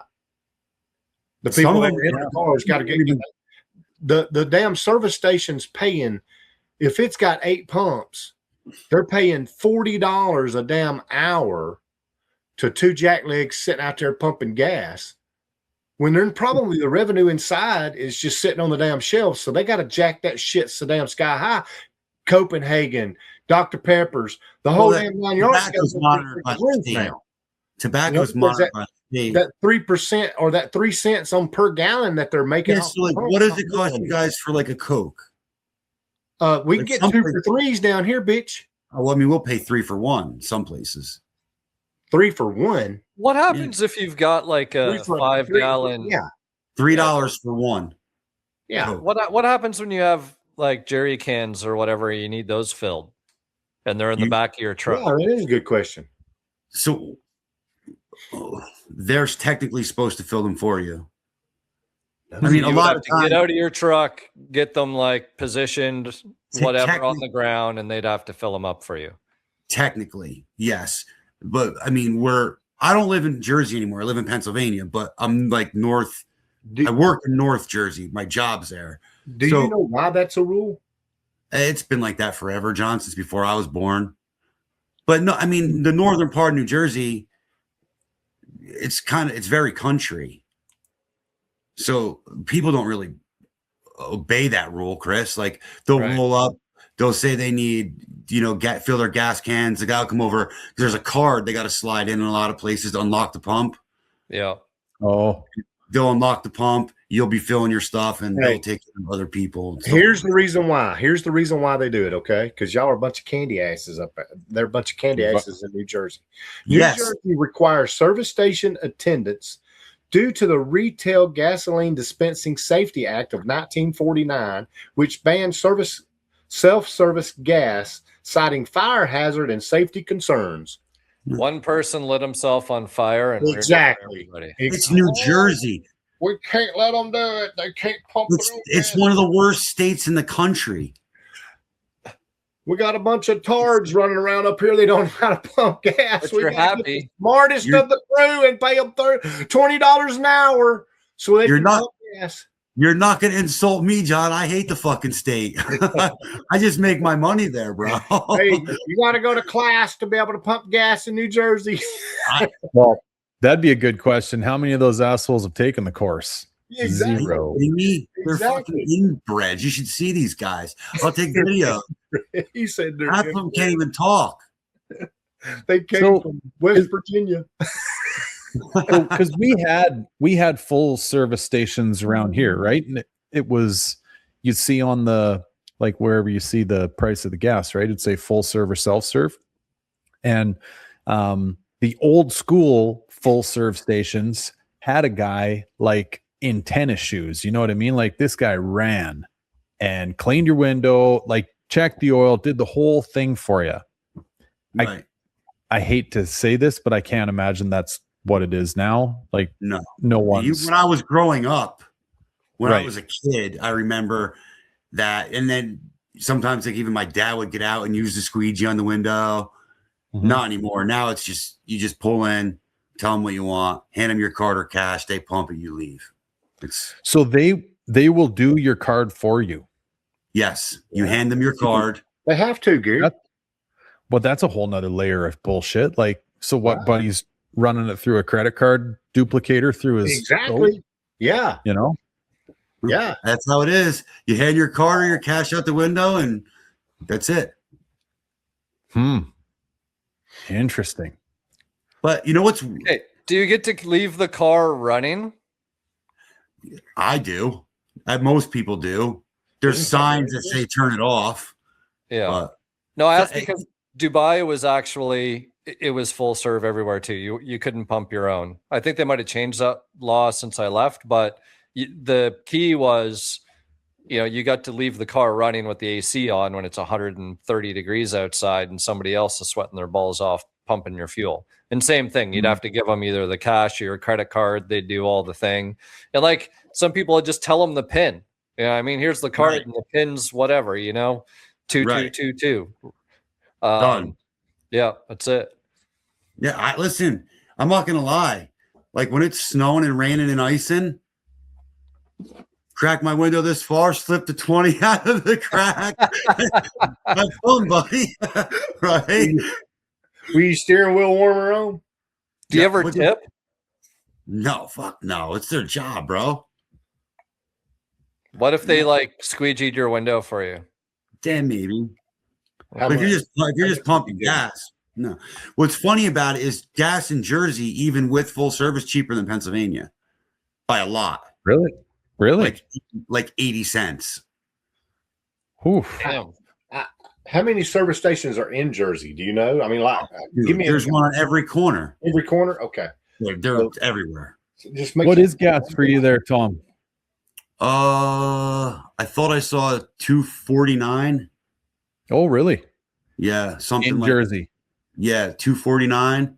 That's what I saw a couple days ago. It changes every day, you know that, but yeah, 249 was the cheapest I saw a couple days ago. But now, right where I live in Pennsylvania, down the road, it's like for regulars like 320. Really? Wow. Unreal. And there's a 7-mile difference between the two gas stations. That's insane. Huh. Not even. When in Pennsylvania, I pump it myself. In Jersey, I don't. So I'm getting my shit pumped for me on a truck, and I'm paying less. I'm driving 7 miles down the road having it pumped. Yeah. Yeah. Right. So who's stupid now, John? Yeah. The service station attendant. Well, What are you paying in Alabama, John? What's fuel down there? $3.19 for premium. We're $3.14 roughly, and then probably like $2.79. I don't buy regular fuel, so I'm diesel. So and then of course premium in my car, so I don't buy regular, so I really don't pay attention to the cost. I'm guessing it's probably going to be around $2.79 though, $2.78, something like that, $2.79. And diesel's more than fuel down there? a lot more. Diesel here, I pay $3.09. See, I think our diesel's the same as you, but like gas, I want to say it's like $2.10. Okay. yeah, diesel's like, I don't know what it is up here, but it just generally hangs around the $4 range up by us. Wow. Yeah, it hasn't Well, been cheaper remember than this gas in a though. long Remember time. this. Our diesel fuel's got to be treated. Yeah, that's right. Y'all's does, doesn't it? Yeah. Put a de-ice. They put a thing to keep it from so it slipping. doesn't gel, right? Gel, yeah. In the cold. Oh, Yeah. So not all gas stations do it, but generally they buy treated fuel. okay. And that's more money. Yeah, diesel hasn't been cheaper than fuel in years now. Like it was always cheaper than fuel than regular gas. Yeah, it's all depending on where I buy mine at. Craziest thing I ever saw. So there's these service stations that I pass when I go over to Coleman, which is, a good hour drive from my house or from where I live. When I drive over there, there's two service stations that are off pretty much by them damn selves, right? I can get diesel at those service stations for 20 cents a gallon less than what it would be here in town. Wow. Yeah. It's like 304 there when it's like 319 to 325 here. Right. Yeah. Yeah. And it makes me wonder, like, how are they able to offer it so cheap? Yeah. Versus, Maybe just trying to encourage people to come out that way or something. I don't know. I have no damn clue, dude. Like, I mean, it's a pretty well traveled road. Right. Yeah. It's like one of the main highways, connecting the two cities. It's just nuts that that they're that much cheaper. So when I was down in Tennessee in December, I rented a half-ton Chevy pickup and pulled into this gas station and thought, okay, this will be interesting to see what it costs to fill like a standard half-ton truck, right? $60. So yeah, I hit the fucking nozzle and put the lock down right. Went back in the cab of the truck and I hear click, nozzle jumps. I'm like, oh fuck, it must have been an air bubble or something, right? Hit it again, click, click, click. I'm like, oh, you didn't prepay. No, like it was loading, but I was just in the amount of time that it took to load this thing up with $44 worth of fuel. It just wasn't what I was expecting, because I was more watching the pump than anything, because I wanted to see how much it was going to cost me. Because like that half-ton Ford is up here like $175 to fill it.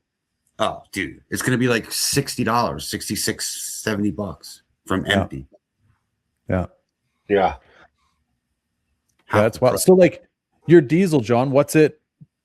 Well, how big's the tank, and then what's it take to fill? Front tank is 19 gallon. The back tank's 21 gallon. So it's typically dual. Nice. Yeah, it's got dual tanker. Yeah. Yeah, I've got 40 gallon capacity there, big guy. Right. Well, I mean, Chris probably does too with one tank, right? Yeah, it cost me like $130 to fill. Yeah, I'm around that area. Holy fuck. Yeah. Staggering. I'm looking. That is another thing I'm excited about, by the way, just to go back to that topic of conversation. Holy fuck. But my question to you, Gary, is so things are cheaper here, but like, is your labor rates and everything more expensive up there? We like, would. How do you justify it all? Yeah, like, where does it come from if you're not paying more or making more, right? Yeah, it doesn't make any sense. In all honesty, like our minimum wages mirror, that kind of 15, 16 an hour kind of thing. It's just people are literally pushed past the point of, any sort of comfort. Like everyone lives on credit card. Just debt. Yeah, like to rent. So like in our neighborhood here, there's some people that have like basement suites, 2-bedroom, 1-bath, kind of whatever, 800 square feet things. They rent for like $2,200 a month. No shit. Yeah. That's crazy. Oh, it's like wild.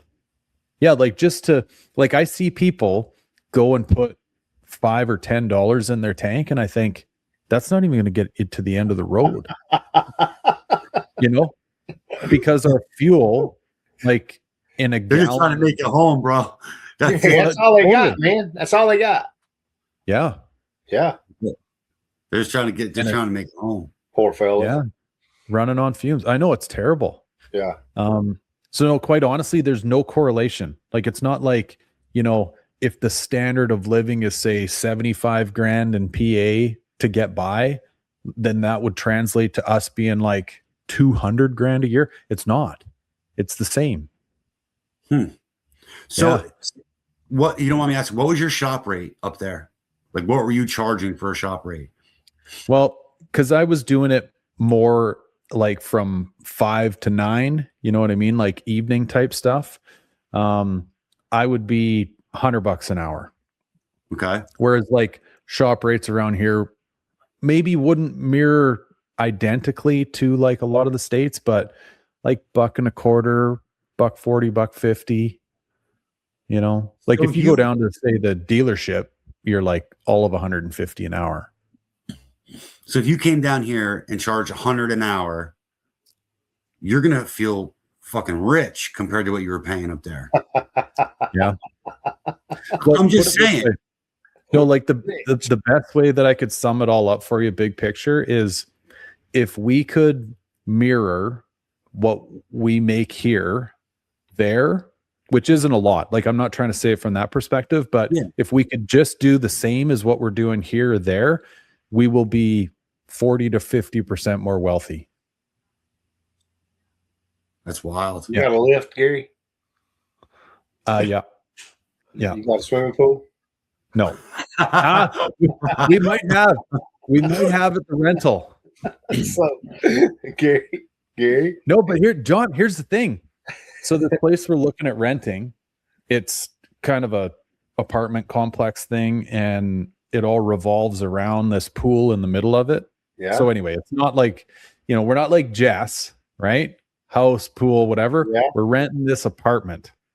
And it's actually a pretty slick deal. And it seems like the more that we look at around Tennessee, like there's a bit of a trend with this, where like one of the shittier parts about living in an apartment building is, where do you wash your truck if you want to? Or stuff like that, right? You can wash. That's where you wash the damn thing. You take it to a car wash, spray it off.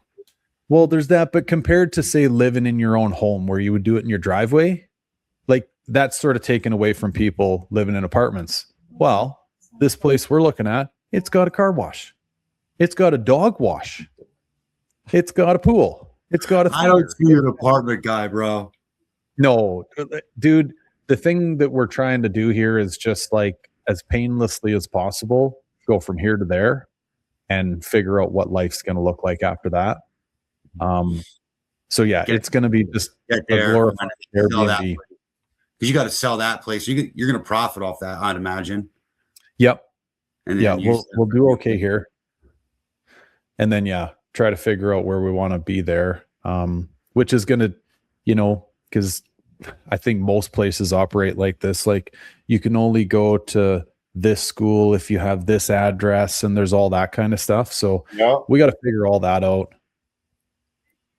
So yeah, there's a lot of hurdles to overcome. When is moving day? What day are you coming? We don't, honestly, bud, don't have an official day, but that's bullshit. I swear to God, like I swear on my children's eyes, we do not have an exact date. They're just going to show up to pits. They're moving to the Airbnb first, and then they're going to figure it out. Exactly.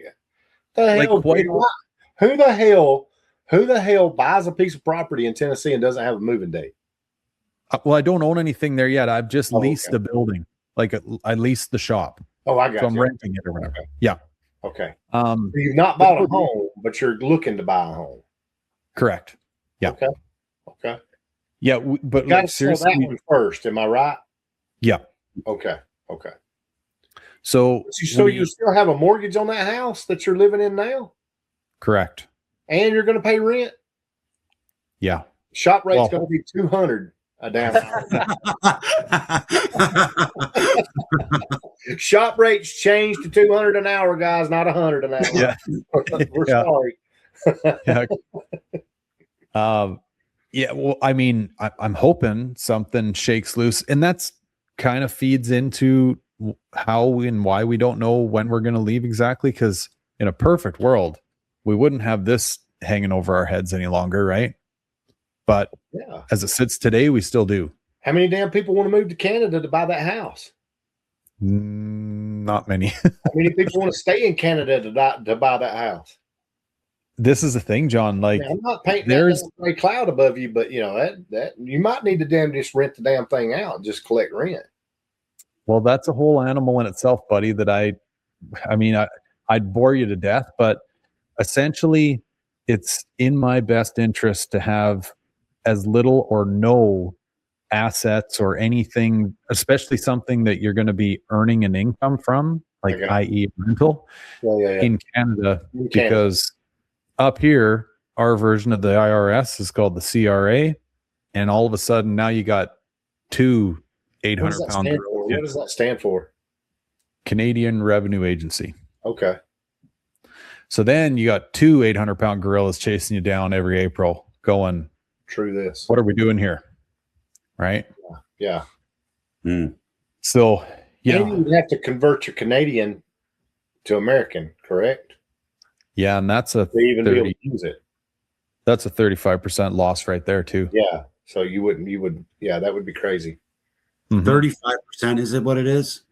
So, wait. Let me ask you this. So you sell the house up there, you collect cash. Yeah. Are you allowed to bring that here? You have to convert it, or if they, I wouldn't be allowed to carry it in paper, because when you cross the border, they ask you if you're carrying anything over $10,000. No shit. Well, you could justify it. It'd just be a shitty conversation. Well, yeah. Where this revolves from, at least from what I understand, is anyone that's running around with more than 10 grand in cash in their pocket probably got it from a cockeyed way of doing business. Are they going to make you lose that 35% on the conversion? Oh yeah, it's gone. No shit. How shitty is that? Oh, Johnny, just the burden that I've already kind of put up with to this point in time, because I've had this shop since June. I've been paying rent on it, power, water, utilities, everything. I don't know. Let's just use round numbers without getting into the finer details. Let's say that place is $1,000 a month. Well, I got to pay 1,300 Canadian for it. 1,350. Yeah. Yeah. Like the amount of money that I've spent in American dollars would probably raise most people's eyebrows.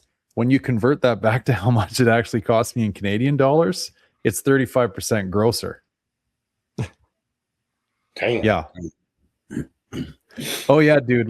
We're not doing this whatever, just farting in the wind. It's a commitment for sure. Dude, you can't all this it's the adventure, it's the journey, it's the new beginnings. You can't fucking tell me, bro. He's paying Brett shit. Yeah. And you ain't fucking stressed to the max, dog. It's gotta be. Stop it, bro. You know what? It's funny though, because get the fuck out of here. Well, here's a bit of a couple stories about that. Like, we are like when you clear all the fog out of the room and you look at it without all of the, okay, I spent this much, and like when you remove all that, then like the way that I'm presenting it on those videos is true, right? Because quite honestly, me and the wife have had to do this a couple times because there's a lot of moving parts to this and you can kind of get lost in it all. So we've had to sit down a few times and be like, okay, close your eyes, take a handful of deep breaths, and just check your gut and tell me how you feel. And each and every time when you remove all that noise, it is just a sense of calm and like good excitement, right? But when you're in the mix of it all and you're wiring money and doing all the rest of it, you're going like, holy fuck, it's heavy, right? Well, the money's got to come from somewhere. This is it. Yeah. Right? It doesn't just fucking magically appear. You know, and not to, I don't know if we should go down this road or not, but I'll throw this out there because I think it is worth saying. So the video you're referring to, buddy, right? This is our hey, we're moving to Tennessee video. And I'm guessing all four of you guys have seen it.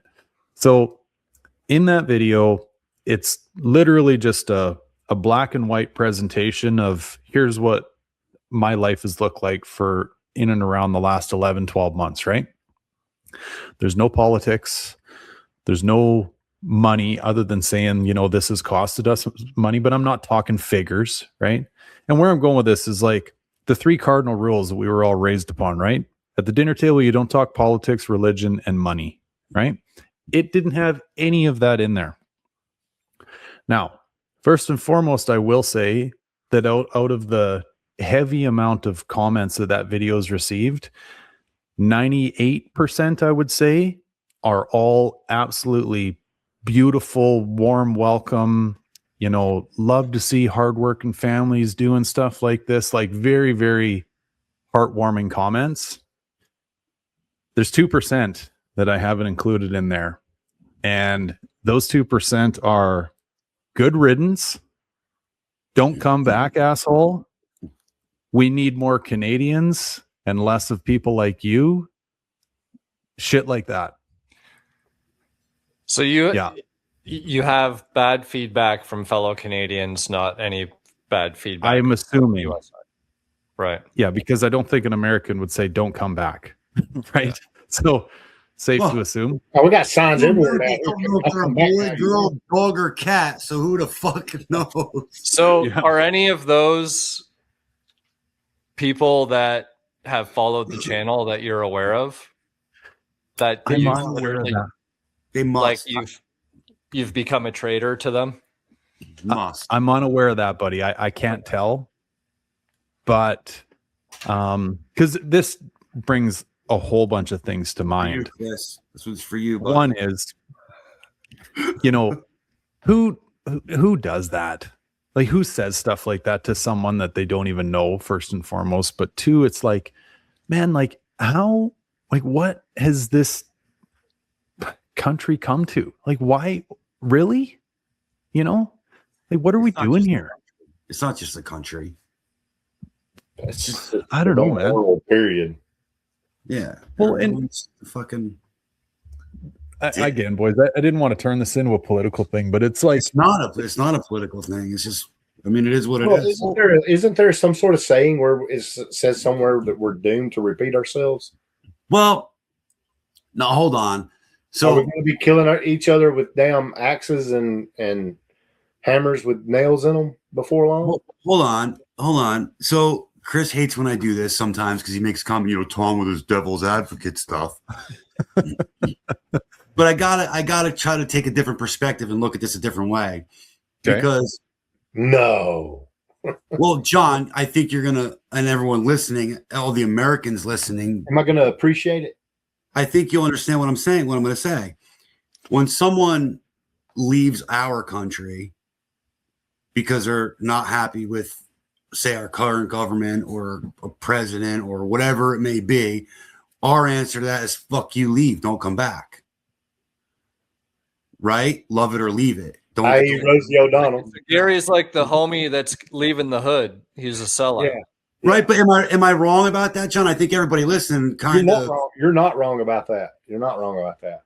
So it might be the same kind of thing, right? Look at the attitude change that. What was the NBA woman? Mm-hmm. But okay, remember when she got? We wanted to leave her in jail. Russia? Was it Russia? Yeah, people wanted to leave her in jail. Like fuck her. Yeah. Like, so Yeah. I mean, but Tom, remember though, a lot of those those scenarios that you're alluding to involve probably religion or politics. Most likely, probably politics. So Gary's point is he left that out of it. And these in that particular video. But in all fairness, you can't leave that out of it, right?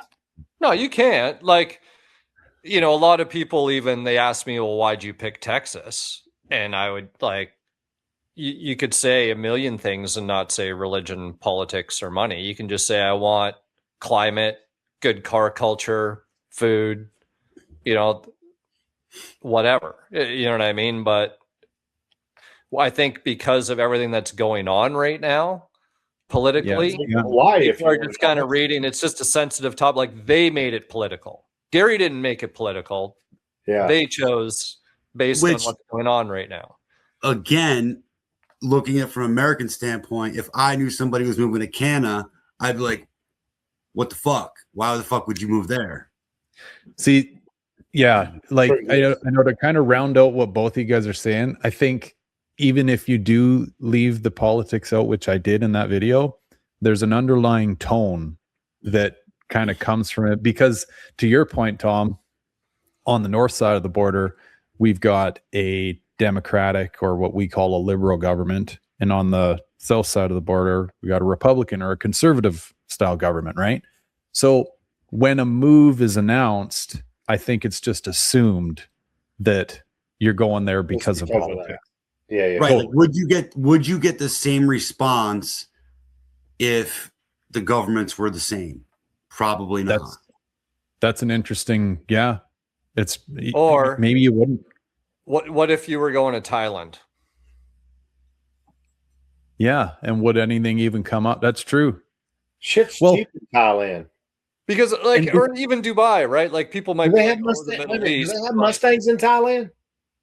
They do, probably not many. They got foxbodies in Thailand, Chris. I know there's a guy from the Philippines that had a foxbody. He just moved back to the US. But Chris has a point. Like, though, Chris does have a point. If it's a country that's not going back and forth with each other, it probably doesn't matter. What about North Korea? Oh, you're moving to North Korea? I don't think you can move there. Why? So I don't know. Yeah, it's interesting. I mean, it's most definitely due to, I think, safe to assume it's due to the tension of that invisible border right now, right? And tariffs and all the rest of the shit. Hey, what if you said you were moving to Alaska? Yeah, that might just be a shot over the bow versus like hitting her broadside. You know what I mean? Right. Really? So, well, here's something. Maybe. Though. I think. Out of that 2%, let's say it's 20 people. I would bet you 75% of those. It's not political, and it's just pure jealousy of as a result of the socialistic mentality. Yeah. Because you've got an opportunity to make a move, and you know what? It could have been you were leaving. I was just thinking that exact Newfoundland, and you're going to Kelowna. Yeah. Right. And everybody else would be like, "Oh, that motherfucker's moving to Kelowna. Yeah, get fucked." You know what I mean? Like, You're leaving the neighborhood. You're not allowed to be jealous better. because they're not able to do it themselves. Yeah. Yeah. Right. So I don't think the political part is as big as maybe it could be. I think it's just a jealousy as a result of socialistic mentality. Well, that's a deep thought right there. As a result of socialistic, well, I don't even remember the last part of that mentality. Yeah. No, you don't remember that, John? No, not yet. That. Yeah. You know, and boys, I will say, like, because we talk about this quite often, and I think I'm getting better at, you know, just like water off a duck's ass, like just letting a lot of this stuff go and not holding it so near and dear. But because of like that 98% of the comments, I mean, quite honestly, like the wife and I get misty reading them. Like, it's crazy the heartfelt welcome that we've received from people. And like the other thing, which is something that, John, I mean, I know it's just part of the Southern nature, but like to us up here, who everyone's scrambling and fighting for themselves, like I've had quite easily like 40, maybe even 50% of those comments are like, reach out if you need help. Like anything you need, I will, you know, I'll move mountains. Oh my God. Like, I bet you would have had way more than 2% if you were from Cali. Right. Because let me tell you, if somebody says they're moving to Texas from Cali, it's stay the fuck home and don't come here. Right. No state, not even New Jersey wants people from California. No shit. No shit. Yeah. I'm just being honest, bro. Nobody wants those motherfuckers. Don't bring your politics with you if you're coming from California. That's nobody wants that. Yeah, nobody wants that shit. When New York and New Jersey are like no deal, you got a problem. No deal. But yeah, interestingly enough, there was never a single like one of these heartfelt comments. None of them said, you know, make sure you leave. Like they never responded to somebody like they're coming from California, which to me is kind of surprising because, you know, I think Canada and California are kind of on a similar path these days. I think people genuinely, California is a choice.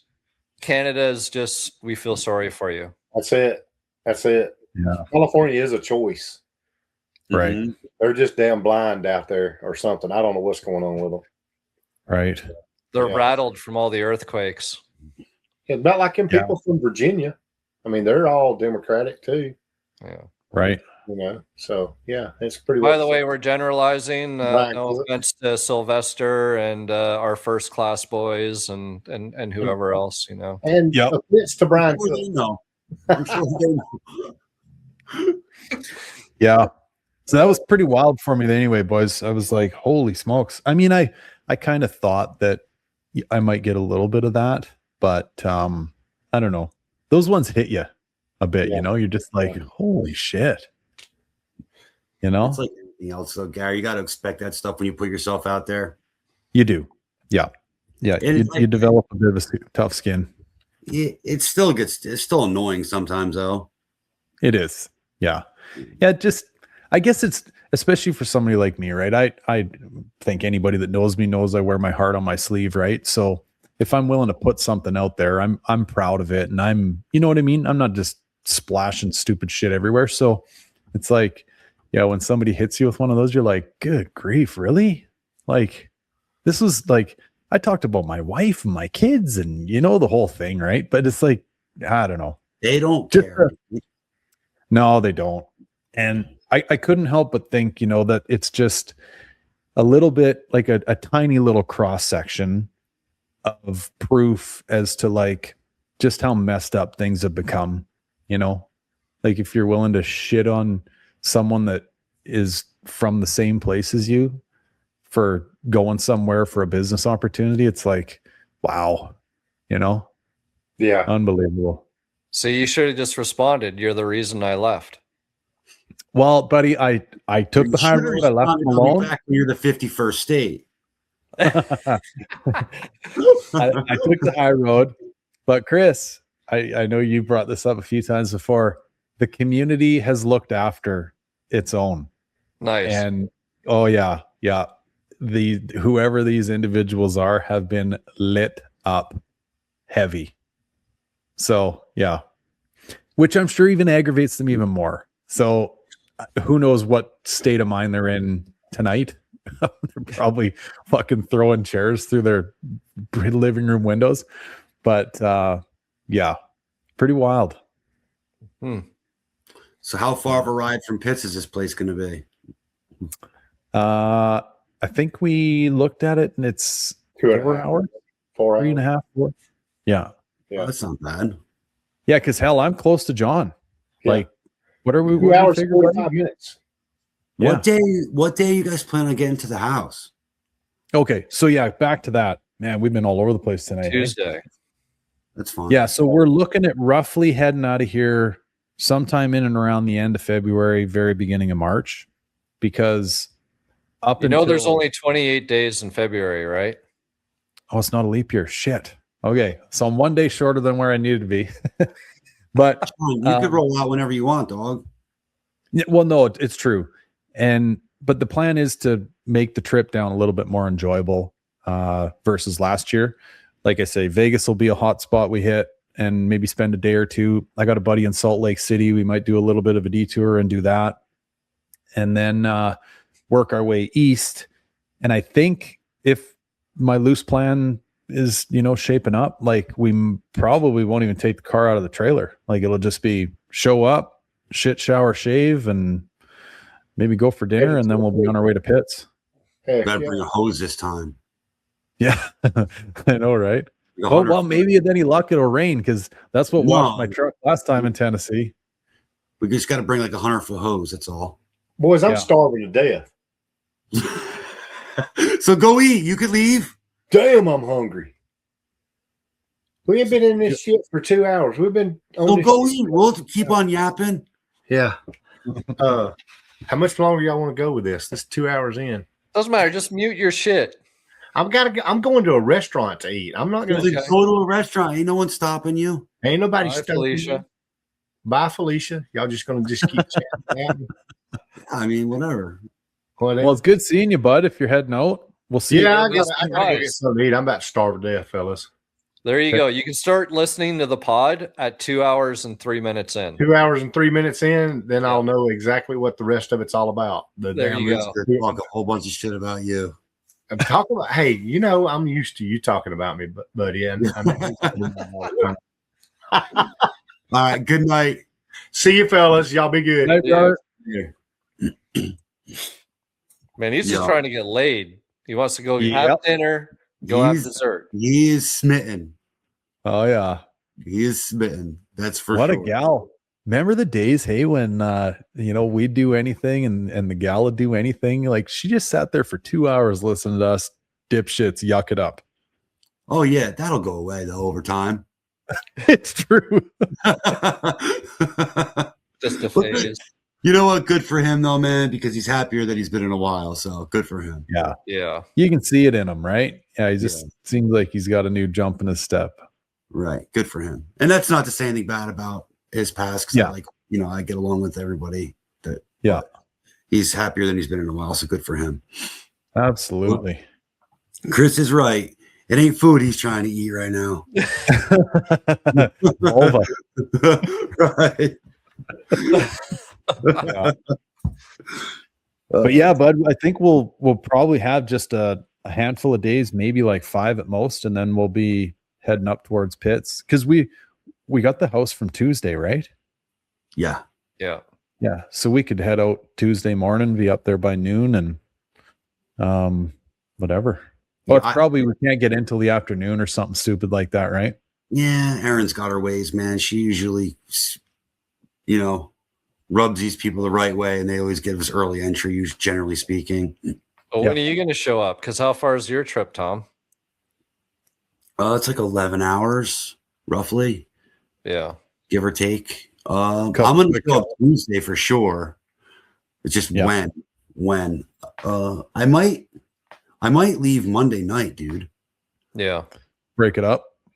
Well, I'm going to leave Sunday, dude. I'm taking my time. Yeah, I might leave Monday night and then just drive a few hours, stop, get there early Tuesday morning. Yeah. Maybe Yeah. hang out. Kind of my goal, I think. I think that's the plan anyway.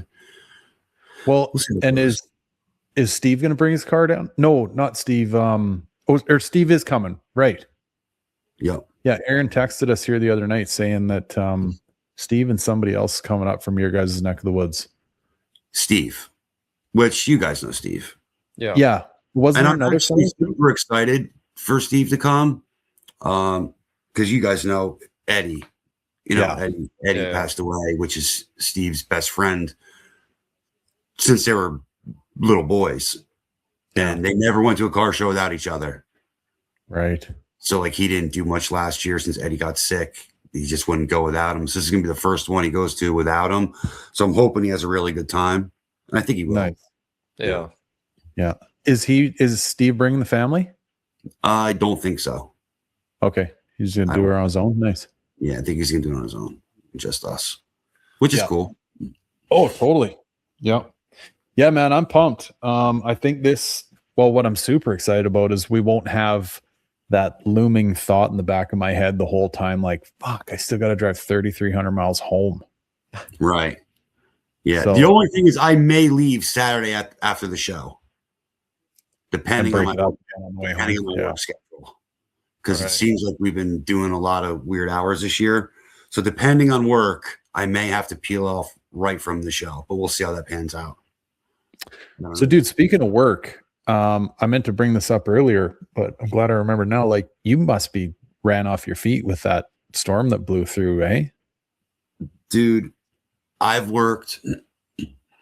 I talk about this every pod, but the reality is since Thanksgiving, I've worked an average, I would say 88 hours a week Holy shit, buddy. since Thanksgiving, roughly. It's just Unreal. one after another. And this winter has been utterly brutal. Well, it's just chasing your tail too, like fixing shit everywhere. Yeah, it's a constant. It's just constant, Gary. I can't explain. When you get snow, it makes it harder, you know. So for us, and then ice, and then you had 1 degree. We had, I think, 27 straight days where it was single or negative digits. Really, hey? It's been pretty brutal winter. Well, and ice wreaks havoc on all that shit, hey? Because the weight of it and whatever else, right? You're just Ice is more. Ice causes more damage. Snow makes it harder to fix.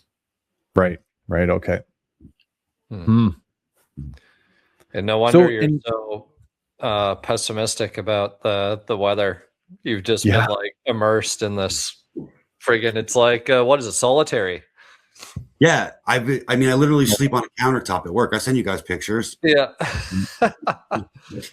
That's literally a workbench. I just throw some blankets up there with I use a cushion from a lawn chair. You know those 3-part folders. You know what I'm talking about? I lay the cushion out, throw some blankets on it, and I get some sleep on a workbench. shit. It's been So insane. you guys wouldn't like farm guys out to go say like try to clean up that Tennessee mess, would you? Like you guys are just No. We no operating company, utility company fly solo. When it comes to like catastrophes like that, which I don't want to insult anybody in Tennessee, but yeah, okay, it was bad, but I mean, I guess to them it was like catastrophic, right? But to us, it's like they're used to or whatever. Yeah, it wasn't as extreme as maybe they envisioned it because they're not used to it. But to us, it was like, okay, you know, because like we were watching that all from a distance, right? And obviously getting ready to move there, so pretty ingrained in it all. And I was like watching some of these videos of these trees like exploding. You know? Mm-hmm. And I guess it's just because that style of tree or whatever, right? They're loaded with moisture and they don't freeze. Right. Like so literally never freeze. Kaboom. Yeah. But yeah, no, we go all over the country. I've gone all over the place, depending on what's needed. No operating company flies solo. Like when there's hurricanes in Florida, every single hurricane we send crews down there. Everyone. Oh yeah. Yeah. So what? And they would just cut a deal with your company and can kind of consultant fee. Yeah, I mean, there's only so many major operating electric companies in the nation. Right. You know, just huge districts. Like my company is like 8 states, I think 8 now. Yeah. Ohio, Pennsylvania, Jersey, just touches New York, West Virginia, Maryland. Yeah, we have a bunch of states across the board. So that's First Energy, and then like Duke is like the southern region. Okay. So they all communicate, you know. Right. And it's just a phone call away. Yeah. Like we've sent people all over the place, and they do the same for us. Yeah. When you guys need help or whatever, that's cool. Right. We have giant staging areas where they all come in, and we build big tents, and there's food trucks and equipment trucks get brought in. It's an escapade. Military style shit. Yep. Mm-hmm. Cool. Huh. Okay, so full topic change here for you. Does Spano have the fucking motor out of that gray GT his? It just went back in 2 days ago. Okay. I seen his story the other day and I'm like, I wouldn't put it past him if he dropped the motor out of that car just to fucking clean it. No, he did some stuff. Did he? Okay. Yeah, to the engine. Which Man, I think it was more of a want than a need. Okay. I think he more just wanted to change the car than Right. than a need, because it was nice the way it was. Yeah. And I think Well, I've never seen it in person, but it looks like a stunning car. yeah, it's nice. It's a nice car. Yeah. So he's bringing that one this time around. Yeah, I just think he wants to take a break from the vert. Right. Yeah, I think especially, the Burt needs new wheels. I think they should be black. Oh. I think there should be a gloss black barrel with a satin black center and stainless hardware. I've told him this 20 times.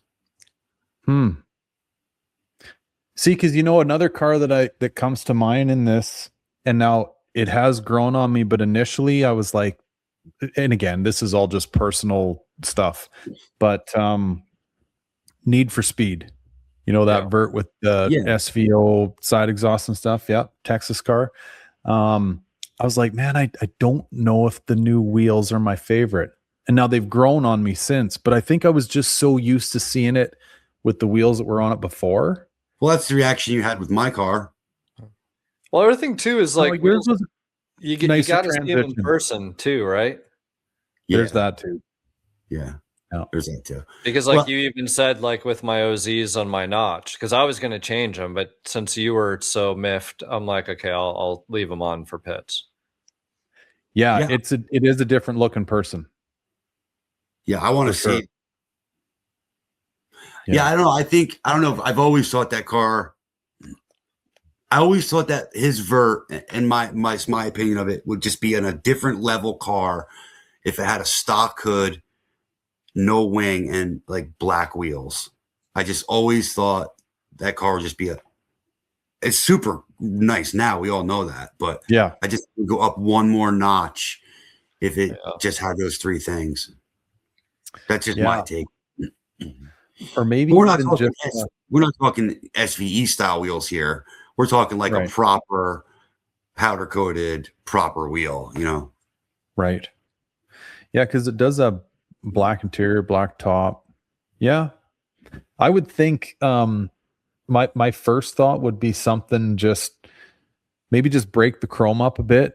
And I those are a nice wheel, don't get me wrong, but to Chris's point, like it's just like, yeah, if there was anything that, say, if that car ever went for sale, there was anything that like I think the first person would probably do would be a wheel swap. I think some 18-inch Corvettes would look sick on it. Yeah, that. Not silver. No, it'd look fine.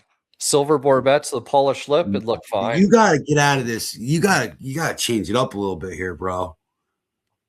Well, see, Black 'cause wheels, black wheels get lost. Like my E39 M5, red car, red or black belt line, black wheels. It's got the whole red and black thing going on, but like unless you're 10 feet or closer from the wheels, they just look like shadows. And you're never gonna not know from more than 10 feet away that those aren't some SVE fucking junkers on. I tend to agree with you, but I think the reason a lot of black wheels disappear and don't stand out is because they're one sheen. Like there's nothing, no contrast. there's no contrast at all to them. Like it's either all shiny or it's all satin. I think it's different. Like if he did like a 5-spoke satin finish center with a high gloss, like maybe even put a proper red pinstripe on the barrel. How about red barrels? No, come on, Chris, stop. Yeah, for me, and I know this is all just personal preference stuff. For me, Maybe I don't red mind. Yeah, I don't mind black in a wheel, but black to me in a wheel is more of an accent than it is like a full color scheme that you want to run. So yeah, like I'd almost think maybe like, you know how they'll like just do the inner kind of whatever shapes hole you have from spoke to spoke, say it's a triangle, just the inner lip of it would be black, and maybe you'd have like a chrome barrel, like a satin center with just I that think black a nice accent. set of like BBS or HREs would look hot. Yeah, Like I mean, you could keep your chrome barrel and all that stuff, but like I don't know. I don't think a silver face would look bad on the red. It would kind of help tone the fucking red down, because I feel like black of all things is going to make the red look more red. I don't know. At least now that the wheels are so shiny, at least the wheels kind of like, okay, big bright red fox body and shiny bling wheels. You know what I mean? It's just a lot. So if you just kind of took, because like the contrast should be toning something down. Right now you've got two loud fucking things like chrome and the bright red. For instance, Tom, the wheels that you fucking love that I got for the Cobra, bright red Cobra center fucking or silver fucking center. Yeah, but I wouldn't have silver. I would not have polished lips like you got. You know that. What would I you love that wheel. Like we talked, like listen, we talked a lot about that wheel, and I'm not gonna say because you were gonna put something else on there. I won't go down that road, but like the wheel's proper and it's really, really badass, dude. And you sent me the picture today. They're way better in person, like a real picture than a rendering. Like they look sick, but I would not do a polished lip on a wheel ever. Well, I hate polish. Like these ones are, well, I guess in that, but like if you're doing a modular wheel, right? Like you're either chroming it or you're polishing it, unless you're powder coating it some color. Right. I don't know. I don't think silver on Dom's car would look proper. Do you, Gary? I mean, picture the engine bay. I know that's kind of where my mind was going too. It's like high gloss black and all polished, like chrome.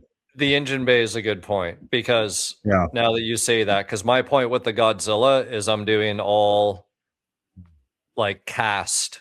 Like I'm not doing the black Holly drive. I'm doing like the aluminum Holly drive to keep all of like silver in the engine bay, because I don't want polish and I don't want black. Right. Makes sense. Now you take Dom's car, everything is like polished or high chrome and that's true. Insanely high gloss black. 19-inch chrome Celine reps. Maybe. Yeah, those fucking Celine reps always. Well, yeah, Gary's got them behind him. He's just blocking. Well, I mean, I honestly think he should just design his own damn wheel. Yeah. Right. I mean, it's really that simple now. You just call Jason or something. You know what I mean? Mm-hmm. and come up with something. Yeah, probably. Well, it easily, like, that car would pull off any rim really, quite easily. But I always try to look at these things, like Chris and I've talked about it with, like, you know, he and I, with, I guess, the body kit on a coupe thing, it's almost like there's like a bit of a European flair to, I guess, the style of things that we like. So I always try to look at other cars in that similar fashion. And so, like, picturing Dom's vert, he's got that Cervini front bumper, the Celine wing. Obviously, like, you could eat off any square inch of that car. So high gloss, high polish, high chrome. It's like, what's the theme? Like, I'm trying to cook that up. And then when I think about the Cervini front end, and the hood and the Celine wing, it's like, yeah, maybe that thing would just pull off a set of 19-inch reps, Celine reps, like, fuck all. It would definitely pull it off. I mean, yeah, look, his wheel it's got now. that flair, that kind of like throwback flair to it. You know, now you say that car might actually look better with a wheel with no lip. Yeah. That's, to be honest, that's where I'm going. I actually don't like that wheel, the design of the spokes being in. Like, I feel like it just needs, I don't know. Like, there's too much roundiness to the boxiness of the GT, if that makes sense. Like, it just needs some sharper lines in the wheel. You know, I've honestly never thought about or envisioned that car with a wheel that did not have a lip on it. Like, it might actually look better without it, now that you say that. Because Stalker Vert had Celines on it at first, same as Gare's, like when it was first slammed down, and it actually had no wing. It always had the cowl hood, though. So it was no wing on the Celine. Right. Whatever reps. And is that what front end's on? That's a Cervini front end too, isn't it? It's Stalker. It's like the OG Stalker. Oh, right.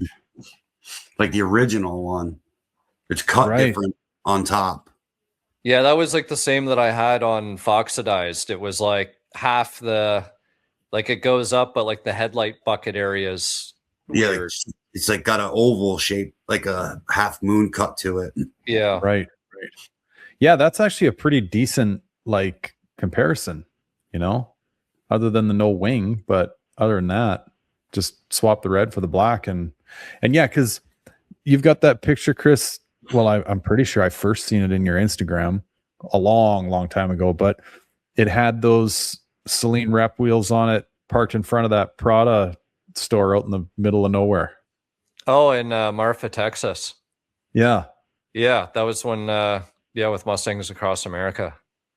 And that car did look good with those Celines on it. Really? I wonder if they're pretty hard to find, though, aren't they? There's one website, like in 19s, I got them off American Muscle. 18s, you can get them off. Shit, someone just asked me the other day because I just got a set for that black GT replica wheel, something like that. And they're dirt cheap, dude. Like $200 a wheel. Really? Yeah, but there's something weird where you can't get the staggered fitment anymore. Something like the 10 wide rear is no longer available. There's something weird. I mean, if I'm being honest with you, like the 10 wide is not really proper unless, in my opinion, I think the 9 fits better. Right. Yeah. Just do a square setup, and yeah, it would be a cheap attempt.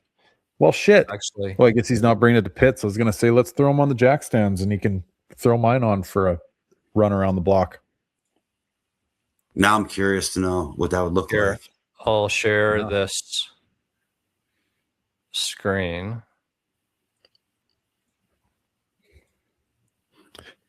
But would you really leave them? Would you really leave them?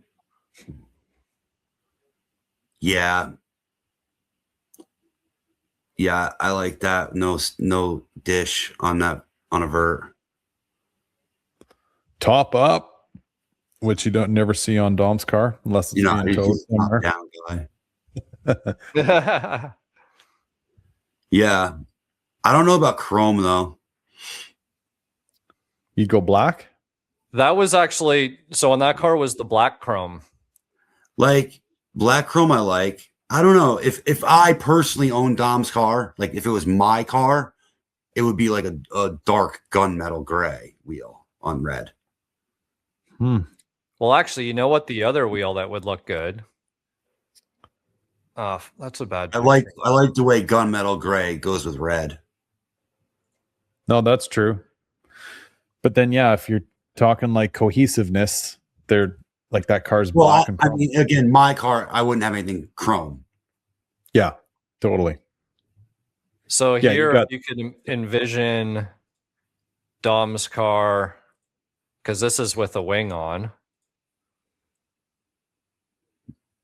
And that was 18-inch drift R's with a chrome lip. So that's kind of your black theme, right? And then you got the red of the R and the logo. So that's like your whole black wheel-ish thing. And that's a twin to Dom's car in terms of cowl hood and wing look and everything.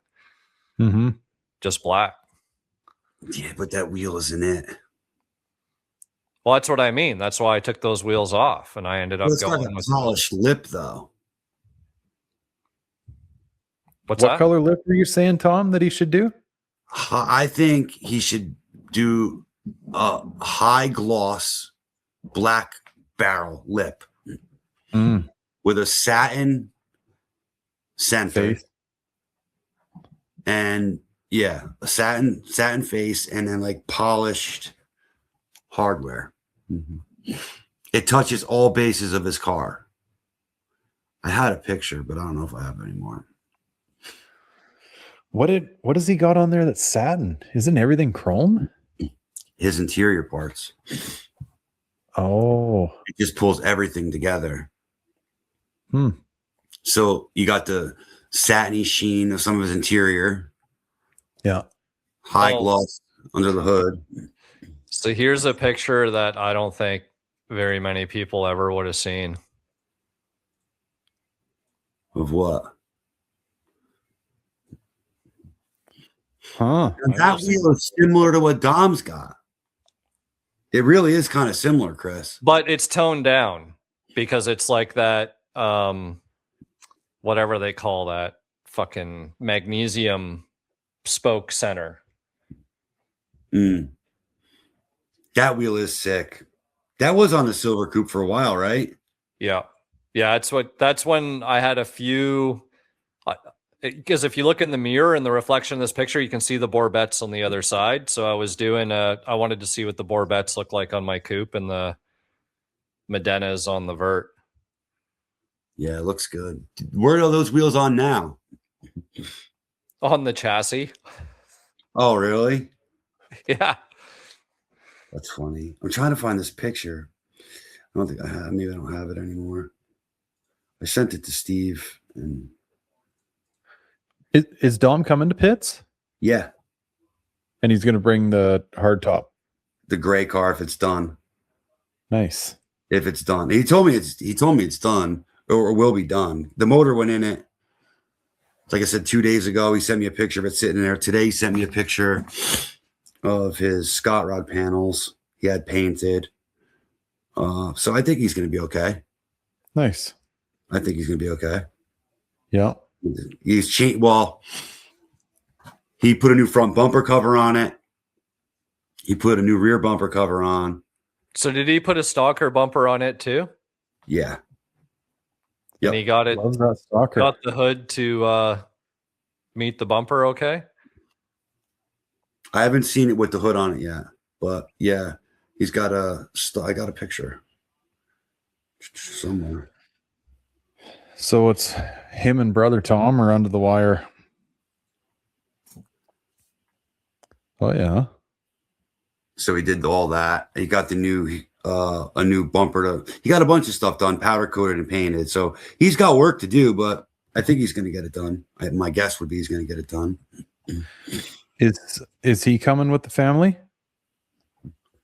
Who? Dom? Him and Mary. Nice. Oh, they're going to take a little break from the little guy?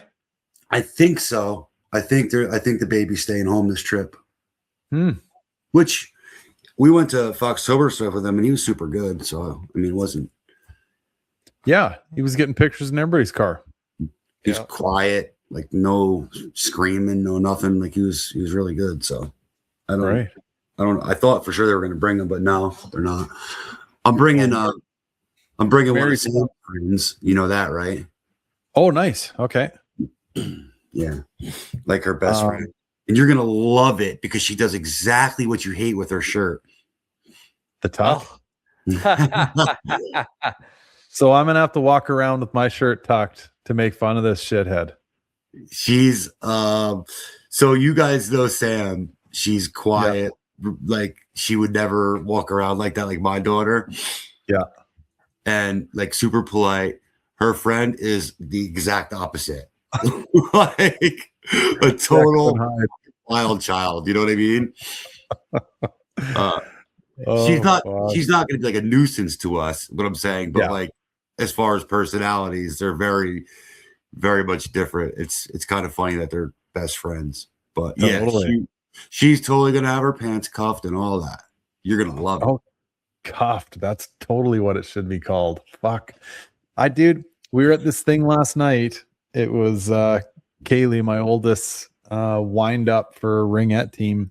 And a couple of the kids walked in like that. And I'm like, what are you doing? Like, well, you know what, Garrett? Here's the thing. I listened to your pod. I made me, Aaron, and Sam all listen to that section of your pod. And I actually asked Sam about the Snapchat thing. Yeah. Because we were pretty strict with her and her phone and all that stuff too. And everything that goes through Sam's phone goes through Aaron's phone, like everything. Right. So Aaron could see it all. And we asked her, like, what do you think about this? And she said, that would be the most horrible thing. Really? I was like, yeah. Wow. I was like, well, do you get Gary's point? I was like, do you get Gary's point that like he wants the girls to invest in new friends and all these things? And she's like, yeah, but like they're not going to have any friends when they first go there. So yeah, wouldn't it be nice? A good point. Like she's like, when they first go, they're not going to have any friends. She's like, we have new kids in school. Sometimes it takes weeks or a couple months for kids to warm up to them. So, okay. And I'm totally willing to be wrong on this, but I kind of look at this in the old school manner of like, you know, if somebody says, oh, my kids won't eat the meal that I eat or that I cook for them. And I'm like, well, then they ain't fucking hungry enough. You must have other shit in the cupboards that they're sneaking out of the way. Because if you're starving, you'll eat dog shit on a stick. Right. Right. So to the point, yeah, it's like, well, if you're sitting there in the corner of a brand new school with no one to connect with via your cell phone through Snapchat or whatever it is, like you're definitely going to be putting your hand out going, hi, I'm so-and-so. Nice to meet you. Well, you know what she said? She goes, is Gary going to delete all his friends from Canada? Well, now listen, dude. Like I say, I am totally like humble enough and comfortable enough in my own skin to be like, yeah, you know what? You got me there. Like, and I love when people challenge the way I think, because I do try to invest a lot of time into thinking my way through these things. And I like opposing opinions, you know, to whatever, open my mind up. We talked about like what if the new people that they meet, it's like, oh, well, add me on Snapchat. And then it's like, well, I don't have Snapchat. They're like, oh, okay, well, add me here. Well, here's the thing. I already know what Gary's going to say with be a leader, not a follower, all these things. Yeah. I say pick your battles, and they don't live in the same world that we live in, unfortunately. Now, whether we like that or we don't like that, listen, I don't like it. Right. I don't like half the shit these kids do. But you know what? Our parents didn't like it when we got shit, right? And did shit. So we unfortunately, they're growing up in a world where that's how they communicate. And that's how they communicate. That's what they do. And I'm kind of with Chris, like, in order for your kids to make friends, they're going to have to fit in some kind of ways. Mm-hmm. Right. And I look at it like this. Here's what I say. Number one, make sure your kids are protected. That's first and foremost, right? And as long as you know they're safe and you're monitoring their stuff, my opinion is like this: with clothes, with Snapchat or whatever it is these days, you're not going to not make friends because of me. Right. You're not going to not succeed because of me. Like if you're not going to make friends, it's going to be because of you. Yeah. So yeah, couple things on that, buddy. So back to your point, Chris, my thought, and I mean, I'm whatever, not planning this out to the minute or the hour or the day, but my thought was maybe we'd release the reins a little bit on this whole Snapchat thing. Say somewhere post pits, let's say, right? Like, so she's had some time to acclimatize herself to the move. We just enjoyed, a 8 or 10 day cruise down, saw some sights, whatever, like just kind of shake off all the emotions of the goodbyes that she's got to say and all that stuff.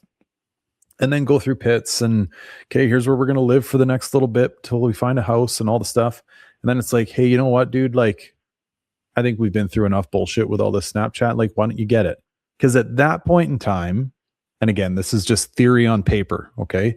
But at that point in time, I think she probably would have forgotten about like some of those random acquaintance bullshit people that she'd have on there just to have more friends. They're going to fade anyway, Gar.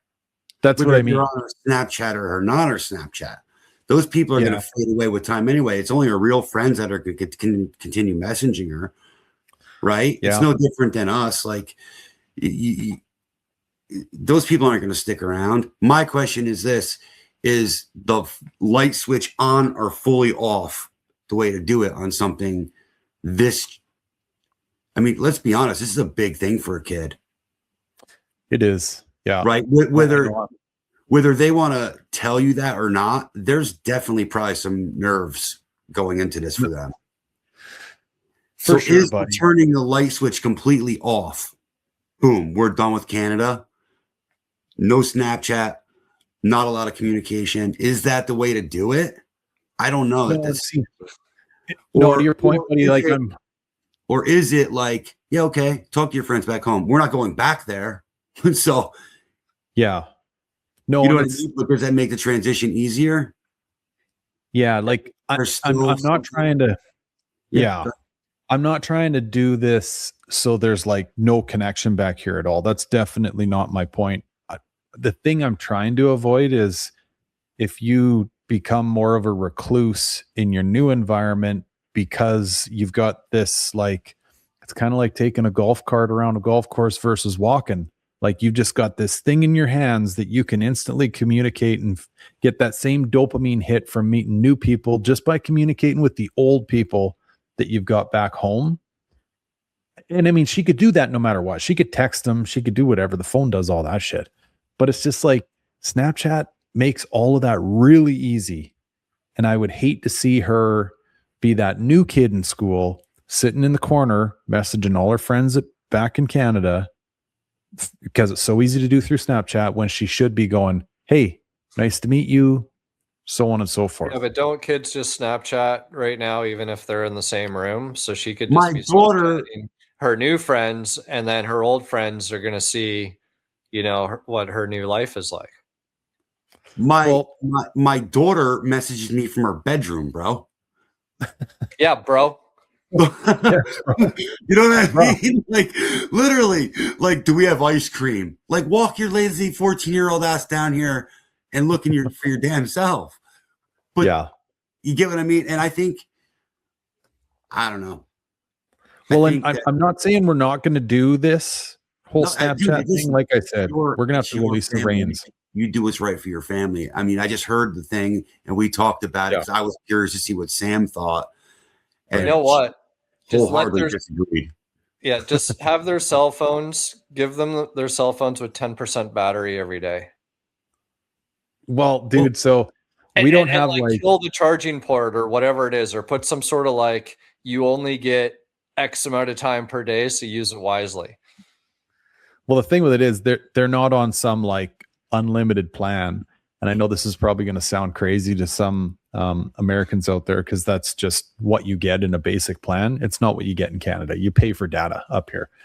But anyway, they have like bare bones plans. Like I'm talking each one of the older two that have cell plans have like 1 gig a month. So it's like giving them a phone with 10% battery pretty much when it comes to all these apps. But sorry, maybe just to like clear the air a little more. I'm thinking at some point in time during this new adventure, like early on, post pits, let's say, we start to release the reins a little bit and go, you know what, dude? Okay, we've been through enough bullshit with all this.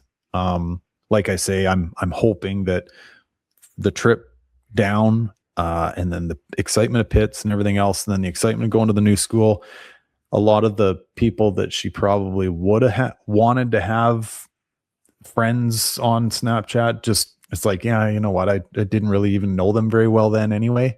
But if we do that now, it's going to be this mad dash of excitement to be like, how many people can I even think of their names and add in here? So I've got that many more friends. And then when you get down to the new school and you're going to be in that first couple days of uncomfortableness, it's like, you know what? I'm just going to start texting everybody back home and sending Snapchat photos and whatever. That's the way that my mind's sort of picturing it unfolding if we release the reins now. But if we release the reins there, I don't think that's going to happen. I don't. So here's the world that these kids live in. Now, imagine having a group chat with your whole entire fucking grade. Yeah. The nerds, the dorks, the jocks, the chess players, the drama club, the football players, everything. That's my daughter's school. Right. The whole fucking grade is in a group chat. Like I know. I've heard the same thing around here. This is just literally the way they communicate. The acquaintances, Gary, not for nothing. Let's just be real about it. Like they're gonna get like what, a week's worth of snaps and they're gonna fade away from each other. True. You know what I mean? Yeah. It's I don't know. Because I know, like I said, I just asked Sam and she's like, well, who are they going to talk to if they don't make friends right away when they come home from school? Right. Yeah. I'm like, well, that's a good point. I don't know, Sam. Ask Gary. Snap or not to snap? That's the question.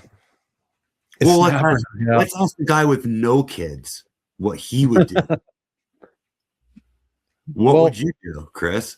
Well, Gary's kind of asked me this, right? Because I moved around so much when I was a kid and like there was no fucking Snapchat or any of this stuff. So it'd be challenging to, obviously there's some analogies of it, right? Like, would you go to your way to like write that person an actual letter or something like that just to stay in touch? Or, I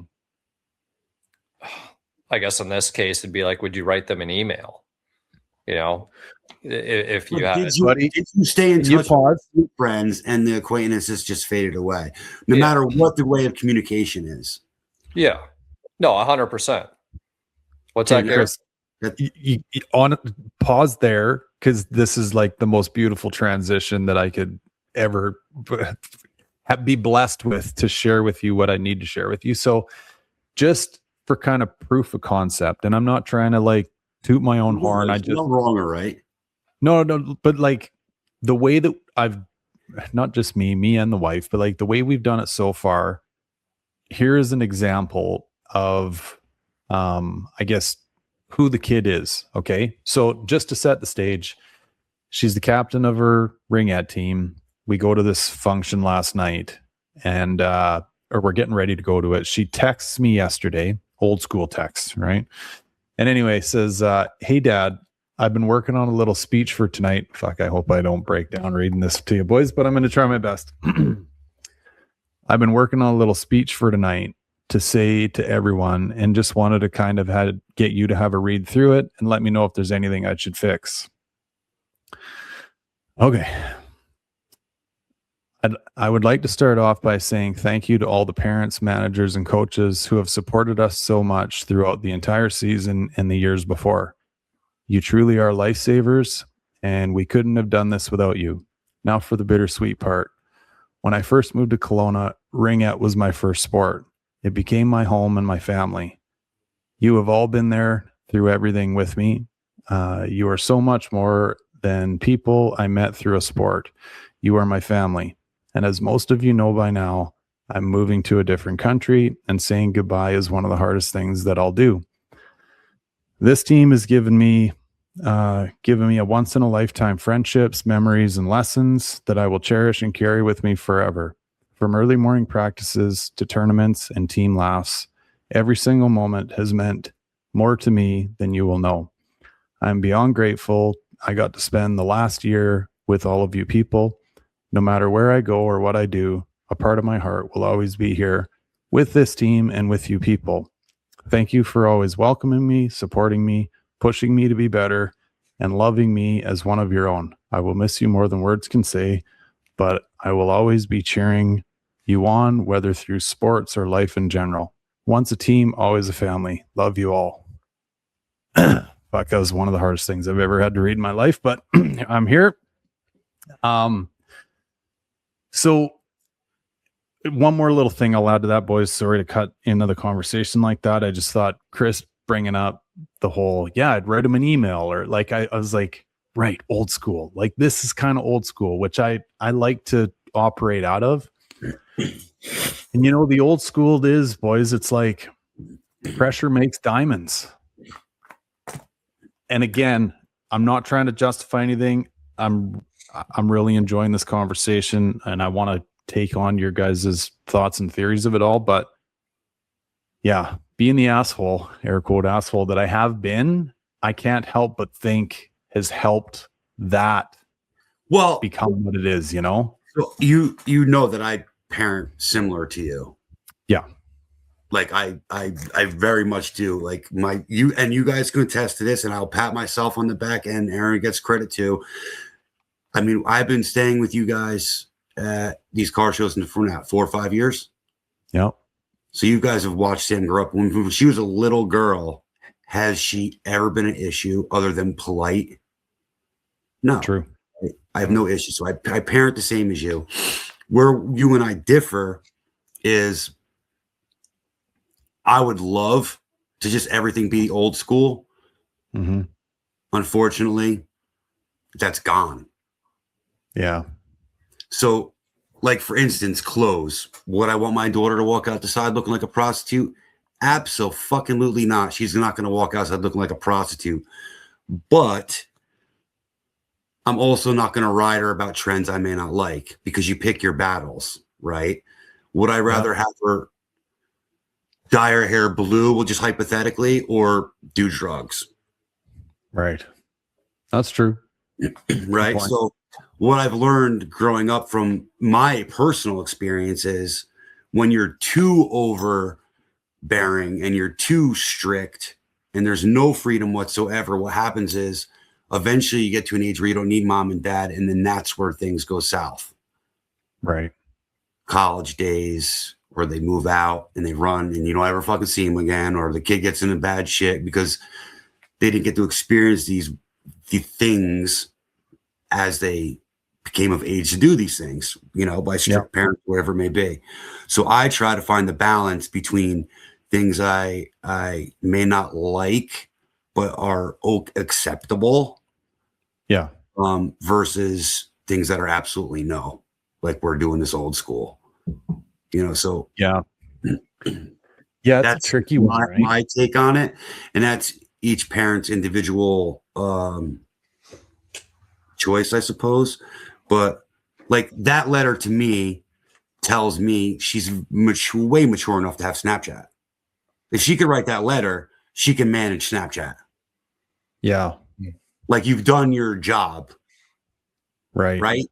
So I just personally try to choose my battles, and some things I'm not going to like, and some things I will. But what would I rather do? Would I rather have her wear a certain outfit that I wasn't not talking about dressing like a prostitute or walking on the street half naked? I'm not talking about that, but like, some of these clothing trends I think are fucking stupid. Yeah. But would I rather have her do that, or would I rather rebel because I didn't let her do anything and end up drinking drugs and all those other things. It's a real good point, man. You know, and I'd like to think that I'm ultra aware of that old saying, if you don't let them out the front door, they're going out the window. Like I really do pressure test a lot of this stuff with that a lot. And I'm constantly temp checking, you know, like if I get any indication that things are going not the way that you hope they would, like, yeah, there's immediate sit downs. You know what I mean? Right. That's it. Like Sam knows the line, right? Like if I say, okay, you can go sleep over Audrey's house, right? But if you leave that house, you call me. Yeah. Text me. Let us know you're going someplace. If Audrey's mom takes you to the store, just say, hey, we're going to this store. And if I don't get it, you're done. Right. Like I'm going to give you this freedom, but if you fuck it up, there is no freedom because this isn't a democracy in this house.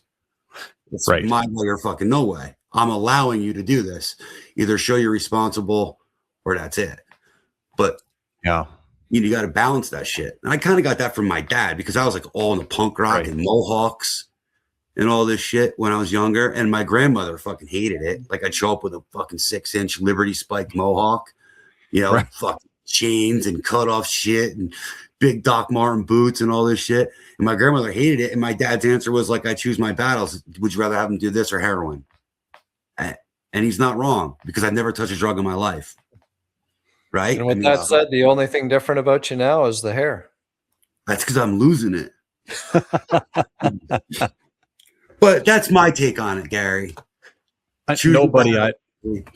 Honestly, I appreciate it and I admire it.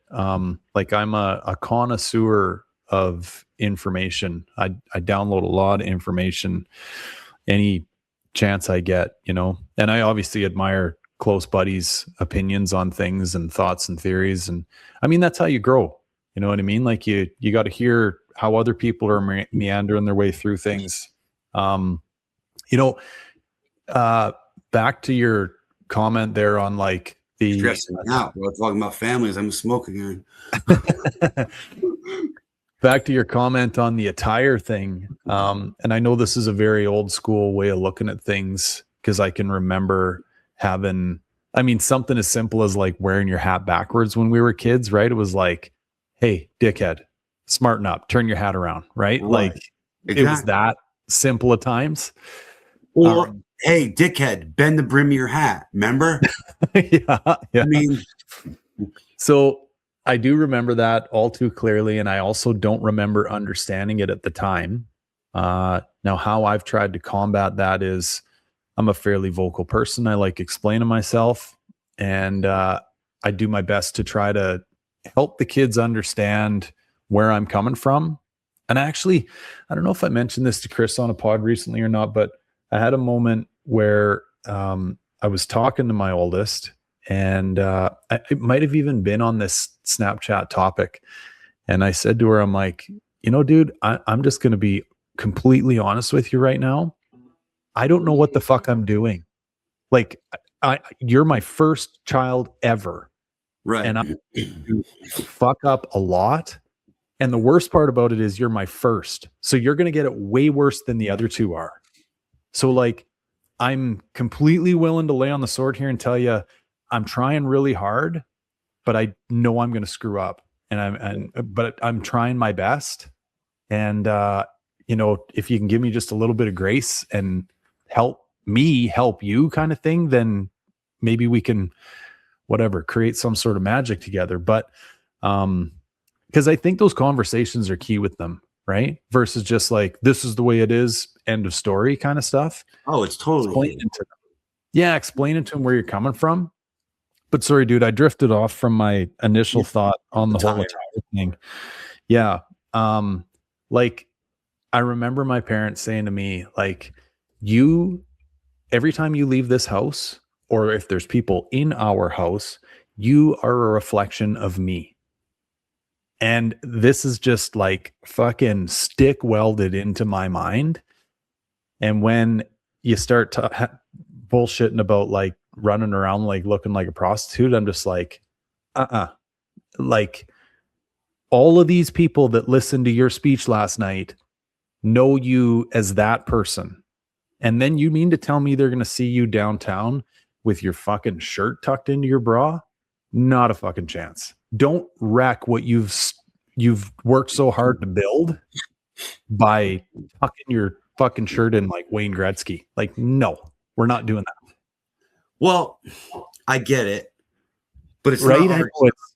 I get what you're saying, but these years, and it is tough. It is tough being a father with a daughter going into the teen years for me, because I still see a little girl. I still see. Yeah. The kid that fit here to here. Right. Fucking head to toe.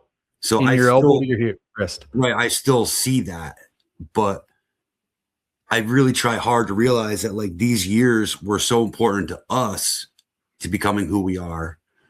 Yeah. It's just as important to them. So I personally, I try to remember that, because let's be honest, like the way we dress is everything in those years is part of becoming who you are as an adult. Like everything from the way you dress, from the people you're around, to the sports you do, to the music you listen to, everything. Like, underglow on our cars. Chris still will wear the same basic types of outfits that he did back then. I will still wear Dickies pants and Doc Martens. You will still dress the same, right? So it's all becoming who we are. Like, it's not your job. It's your job to make sure they're safe and they don't look like a complete trash. But you also got to let them discover who they are at the same point. It's a good point, bud. I think there's the difference there, though. If we're talking about, you know, how I dress or how we dressed and how we dress or whatever, I feel like our styles have nothing to do with trying to appease a trend or whatever. It's just been like, this is what I like, and I'm going to do it my way, and I don't give a fuck if you like it or not. Whereas I think girls, they do shit differently. Like, that isn't because, like, if the whole fucking t-shirt and the bra thing was like, you know, if your daughter came to you and said, Dad, I'm just doing this, like, I genuinely like this, and if somebody's got a problem with it, then, you know, they're not, and they're going to judge me based on the way that I'm dressed, and they're not worth knowing. Like, I could appreciate that because I prided myself. To me, it was just like, if you want to judge me based on the car I drive and how I dress, the music I listen to, well, go get fucked. You want to look beyond all that and try and get to know who I'm like. That's where the nickname Infamous came from. It was because it was always a picture that was painted as something else. But I actually took that as something, I almost started doing it on purpose, just for the point of fuck you and the general population that doesn't want to get to know the real somebody, because I don't want to fucking know you anyways.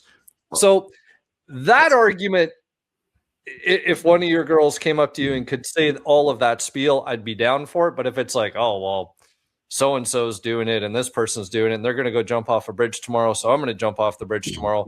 Different story. It is a different story.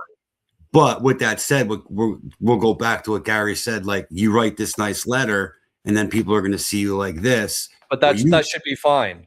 That shouldn't matter, because that's like me in Dubai wearing a 3-piece suit at my job, signing whatever documents on, you know, at university and high academic levels and everything else, and saying that it's not okay for me to go out of my Ferrari and in my wife beater and flip-flops with a backwards hat and fucking cruise around, because I did. Well, that's what I'm saying. Like, so what you're saying is exactly kind of my point. That, listen, I'm not saying I would let my daughter walk out with her shirt tucked in her bra, because I'm not letting that happen. Right? Let's just be very fucking clear. Like, I'm picking my battles. Yeah. You know, like, certain things I'll let go and certain things I won't. But to Chris's point, like, you're right. Fuck those people. Like, this is who she is. And if they're going to read this letter and then judge her because she dresses a certain way, then fuck them. Yeah. You know, and I can't help but think, because like Chris's example, is actually like what you're explaining, Tom, but it almost worked like in a reverse manner. Cause like, yeah, like here you are presenting yourself however you did 25 years ago, right? And you got the response of, well, you know, what are you trying to be, this, that, or the other thing? And you're like, you know what? Like, fuck. Like, I guess it proves Tom's point that those influential years helped you almost in the reverse manner to be like, you know what? I'm going to do this even more. Or, you know what I mean? I'm going to own it even more, because if that's where your IQ stops, then I don't want to fucking deal with you anyway. Right. Yeah. So to Tom's point, yeah, those years were huge in creating who you have become. And yeah, molding who you are or whatever. Right. So it's a good point, boys. Like, yeah, these are the years to try shit. You know what I mean? It's kind of the old, like, you got to go to college and you got to fuck around and do whatever to get it out of your system or whatever, right? I think the biggest, the thing with the girls and the clothing is it's the whole revealing shit. Mm-hmm. And that's really kind of the only difference. Because like if it was, well, fuck, if we're in the Middle East and, you know what I mean, all the girls are wearing fucking abayas, and it was a question of, do you show your hair or do you not show your hair? Right. You know, but like, and there's something to be said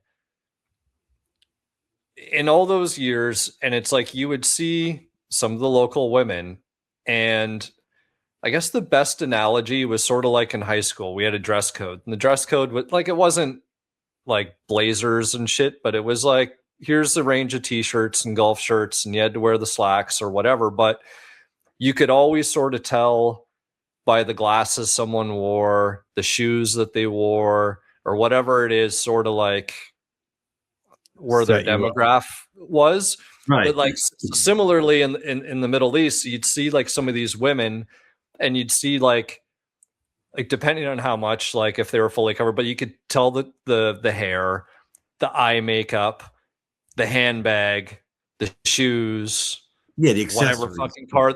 But then you're almost like there's this crazy element of mystery of like you could just like sometimes it's just the eyes, and like you're just like drawn into the eyes of like, man, I bet you that woman is so fucking beautiful, but you can't see any of it. So like if there's anything that like, tell that to your kids, like be a mystery. Yeah. Aaron, you know what I mean? Like you're almost going to be more desirable than just fucking letting it all hang out. My wife is so good at this with my kid. It's unbelievable. Like I could never word it the way she does. You got to talk to her at Pitts about this, but she's really good at this because of her job and like her dress codes at work. But you're 100% right. There's ways to look a certain way and not look a certain way. Yeah. Yeah. Right. And I think that's the balance. But yeah, man, I don't know. That's just my take on the whole thing. I thought it was an interesting conversation you guys had this week. I wanted to chime in a little bit on it. Oh, dude, I appreciate it. Yeah. Because it is a tricky one for me. Well, yeah, because I mean, you got to remember there's stuff, Gary, it's different for girls, like Chris said. Like it's important to them what they look like. And whether you like it or not, and they probably don't even tell you this because Sam doesn't, boys are starting to come into play. Whether you don't want to hear that, but guess what? They want the boys to look at them. They want the boys to like them. It's all part of the game, man. I know. And I mean, I'm in a roundabout way, I'm trying to like, it's kind of a silly way of saying it, but like almost trying to like pull them out of the matrix a little bit and allow them to understand the outer workings of it all. Like, for example, this was a few years ago, but some kid, Kaylee came home and was saying that some kid was teasing her about the size of her forehead or something. And right away, you know, I'm like taken back fucking 30 years. And I'm like, I said, buddy, like guys are stupid fucking creatures. Okay. You need to understand that about us. And they are going to try anything that they can to get your attention. So they will say stupid things like, you have this fucking massive forehead. And that's their way of hopefully stopping you in your tracks and like turning and giving them 2 extra seconds of attention. Right. And she's like, no, you're just saying that to be nice, Dad. I'm like, honestly, dude, like, take it from a guy. I did stupid shit like that. Right. Rihanna's got a big forehead. Tyra Banks has a big forehead. That's true. Just Yeah, saying. it's just, yeah, man. I don't know. It's one of those Trying to things. help them, trying to help them like navigate that at a higher level. Like, just kind of remove yourself from the ground level. Here's the thing. Here's the thing. You just need to be the guy. They need to win on their own. They need to fail on their own. They need to understand, learn the things they like on their own, the things they don't like on their own. You just need to be the guy to not let it go too far, keep them safe, and be there when they need you to be there. Yeah. Right. But they're not 5 anymore. No, it's true. You know, your daughter is going to come here and be driving in 2 years. Yeah, actually, she can get her learners when we get there. It's true. Yeah. Right. So, well, buddy, like, maybe put another way. And actually, whatever. We'll talk about this at Pitts, like, in more detail. I won't bring up the exact specifics of the topic we were talking about, but let's just say that it was one of these kind of like hotter topics these days, that politically hot kind of things. And anyway, the way that she was asking me the question, I could tell that something at her school had come up about this. And you can probably assume the direction in which the school is trying to force their opinion on them. So anyway, she was kind of coming at me from that perspective. And she was asking me for like just a direct answer to like, is this right or is this wrong? And I said, well, to be honest with you, I can share with you my opinion on it, but I said, I don't think that would do you any good. I said, let me tell you both perspectives of the story, and then you can therefore develop your own idea. No, but the only way you can do that really and truly and intelligently is by understanding both sides of the story. Whereas so far you've only heard one side of the story, right? This would make a lot more sense if I told you the exact topic, but we will do this over beers. Anyway, and she was kind of like putting her shoulders up and like arguing with me about it. I'm like, buddy, like, this is how intelligent people work their way through life. Like, they understand both sides and then they figure out where they stand with it all.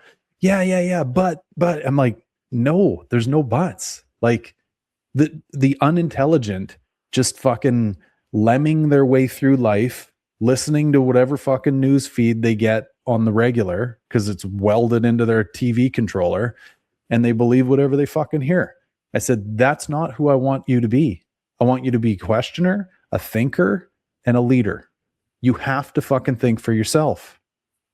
Like, this I agree with you, but I'm going to say something that you're not going to want to hear. It doesn't matter what you want her to be. It matters what she wants to be. Yeah, but don't you think, buddy, like, not to get, because we're getting deep into this at the 3-hour mark, but like, I'll give you an example here, okay? So, whatever, I'm trying to avoid the 3 cardinal rules here, but this one, I'm going to bring religion into this because whatever, I have to bring that up. No, it's fine. Makes sense. Yeah. So before we had kids,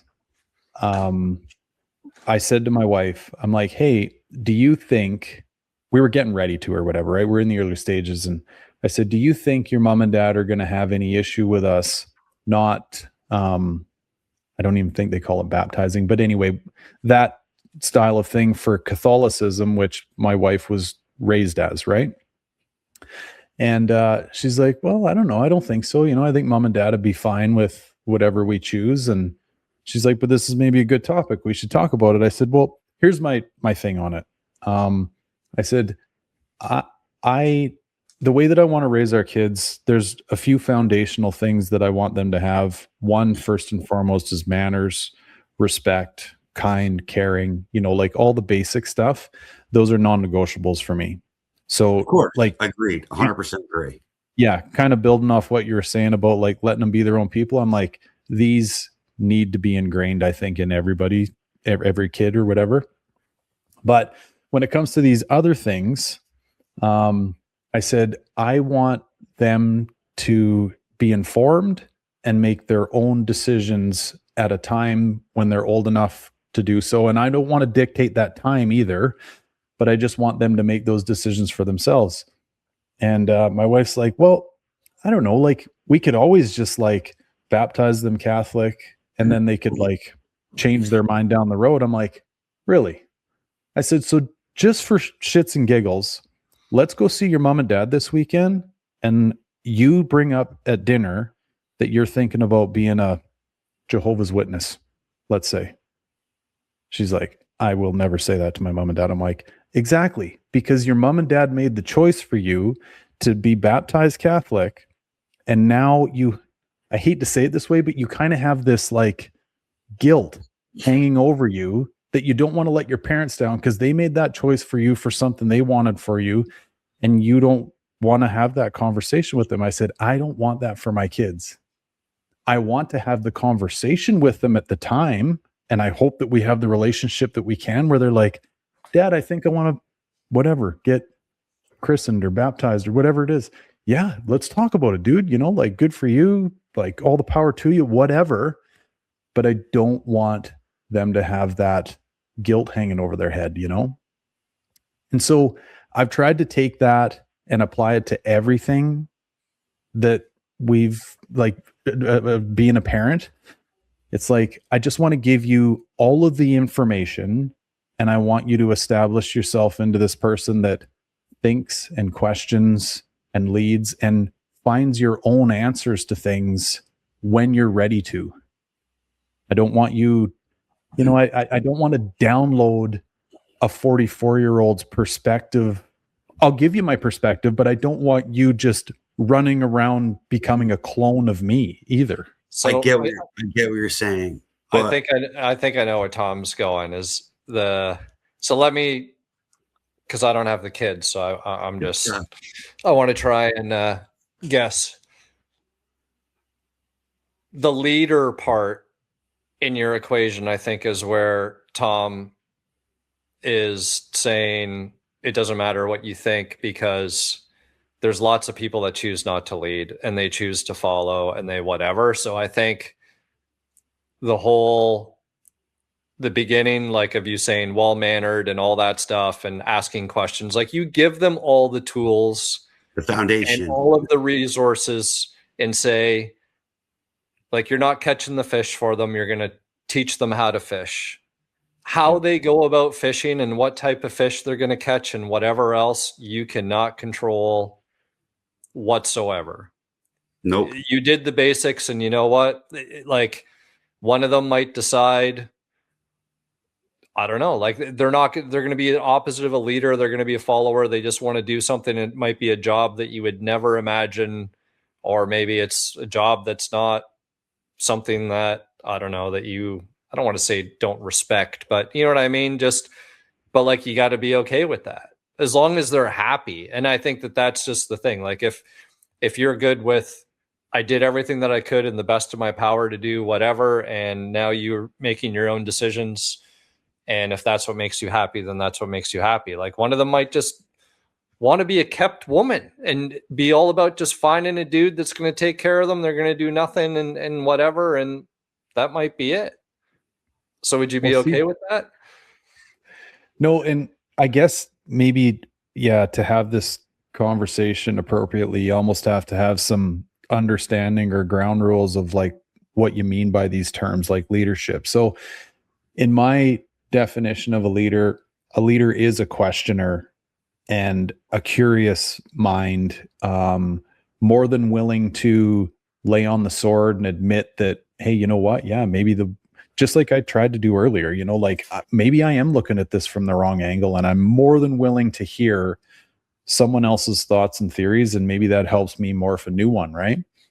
So to your point, Chris, about, yeah, being a kept woman or whatever, like, yeah, I'm definitely not trying to control that aspect of things, but as that air quote kept woman, like if her husband says, hey, I think we should cut our fucking hands off, tell me more. Why? You know what I mean? Like obviously an extreme example, but like I guess leadership for me is like ultra comfortable in your own skin, right? Like you can walk into a room and whatever, kind of talk with whoever. So it should be that you're happy with the decisions that you made. Yeah. Right. Regardless of what anyone else thinks. Totally. Yeah. I don't think there's enough, like, I think that is one of the downfalls of society these days is like, no one can truly tell you like what it is that makes them. Like, what do you stand for? Right? But here's the thing, Gary. Yeah. You're an intelligent dude. Okay. And I'm not asking you to admit that you're intelligent because you're not that type of ego, but I'm 50-foot intelligent. Yeah, 50-footer. You're very intelligent. You think intelligently, rationally, and approach things with problem solving. It's why we get along so well in many ways. I think that would be a lot of pressure to expect that all three of your kids are going to have the same that level. And I think that that's what Tom's trying to get at. And it's not, and it shouldn't be a bad thing. Like I can completely appreciate where you're going with that. Just some people are fine in their little bubble. And they don't want to ask all the questions and whatever because they don't want the noise. They don't want to confuse their brain because they can't deal with knowing the three sides of the story. And they almost don't care because it's going to stress them out more. And they're fine just, you know what I mean? Like cabin in the woods, minimalistic approach, whatever. And it's like, I don't need any of that. And I'm happy the way that I am. That's the important thing. Yes. Yeah. And just touch on like the thing you said about religion. So like my take on the way I was raised was, morals, family first, respectful. You're going to have polite, all those things that you said, right? All those things. Yep. This is like my rules, my house. Like I don't know how to explain this properly. Like you're saying you don't want to like burden them with these things that they feel like they have to do this stuff. Well, I was always taught like, while you're here, this is what our family is based off of. Mm-hmm. This is what we will do. When you leave here, you're free to do whatever you want to do. Like I will give you the tools, if you don't want, listen, you don't want to be Catholic, don't be Catholic. Dad's not going to be mad at you. When you turn 18, if you want to move away to fucking California, I may hate it, but if you think you can have a better life for yourself there, I'm not going to stop you from doing that. But while you are here, this is what we're going to do. And then my dad was also open on understanding that during as the years went on, like I said, he was, when I was little, it's no, you're not going to do this. No, you're not going to do this. And as time went on, I got a little bit older to like Sam's age. He started letting me discover who I am more. And I could tell you there's a lot of things I did that he didn't like. But if I wasn't going to jail and I wasn't doing drugs and, I was doing the right things, going to work, then what did he give a fuck if I had blue hair? Yeah.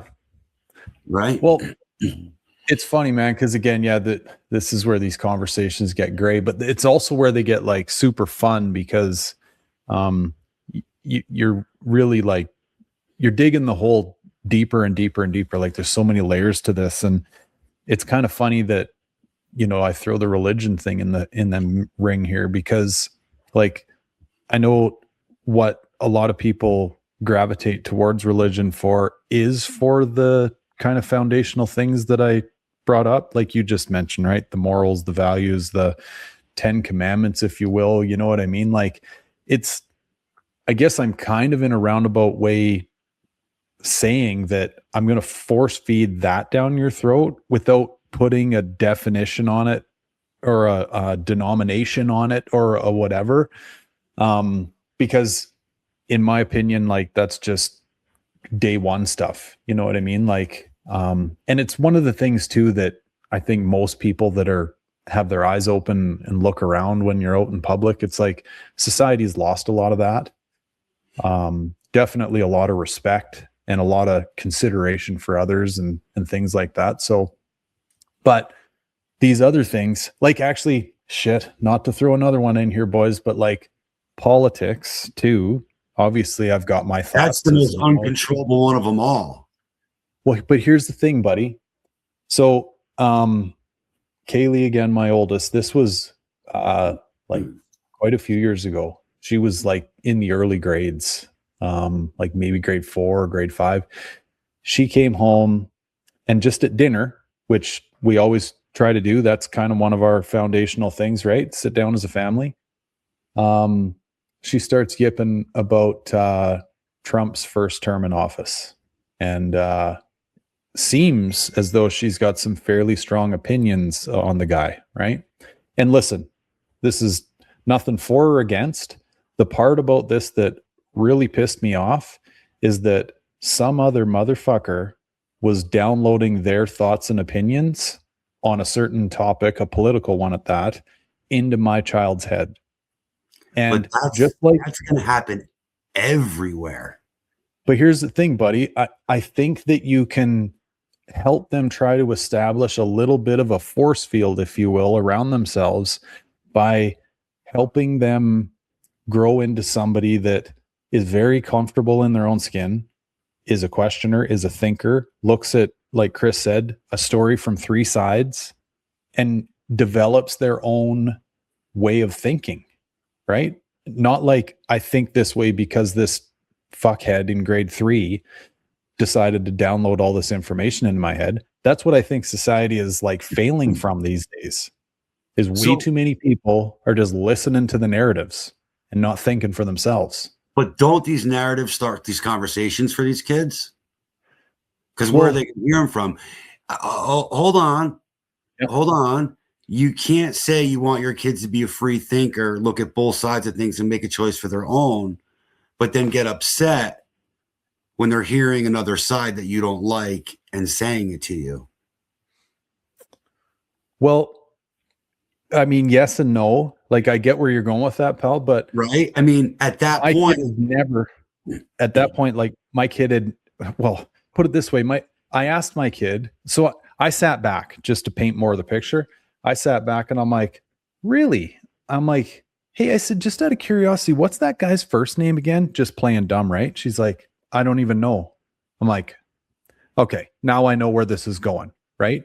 Like, you've literally had some sick fuck download their thoughts and opinions into your head.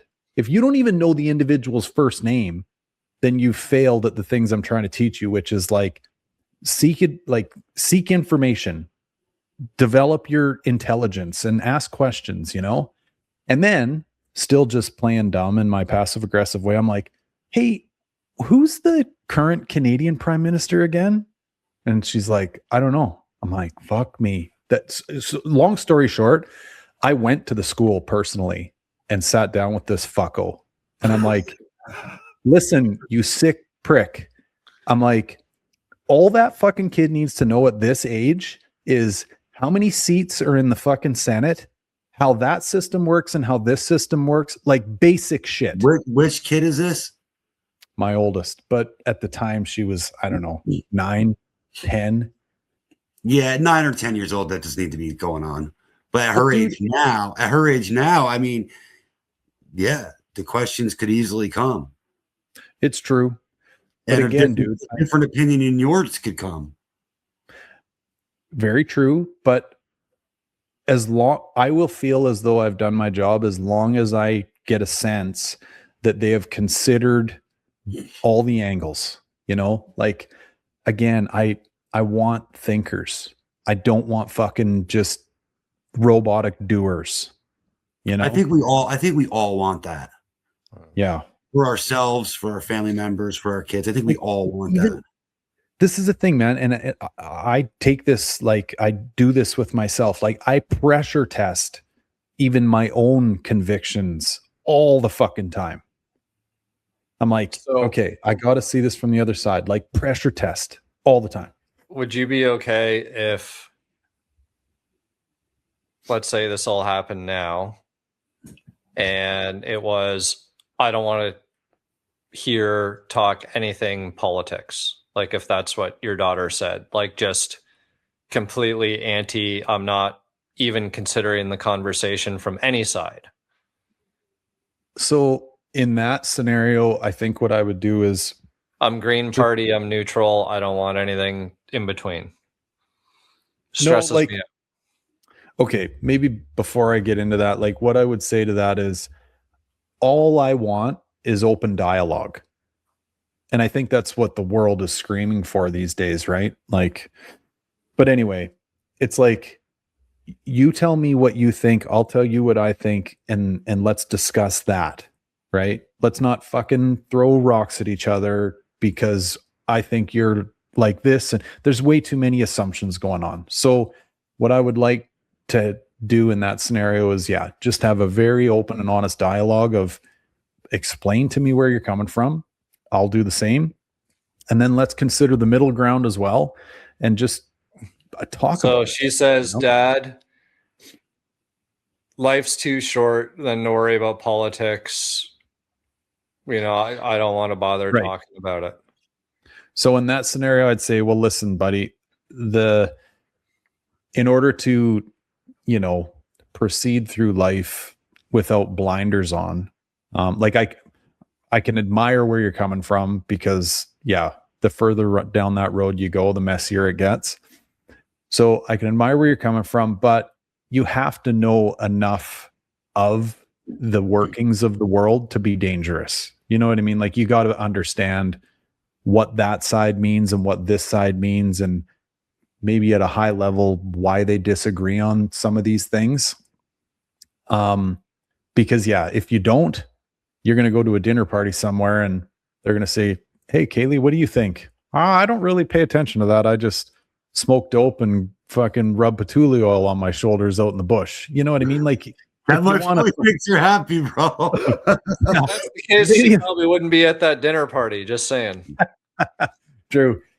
I mean, because I consider myself as someone that kind of steps back from a lot of that, right? I see a lot of it as noise and just a way to. I ask because you have a very serendipitous approach to a lot of things, which would probably translate in many ways. And there's a chance that your kids are going to pick up on some of that of, oh, the wind blew me this way. So that's why this is how I think and what I do and what I say.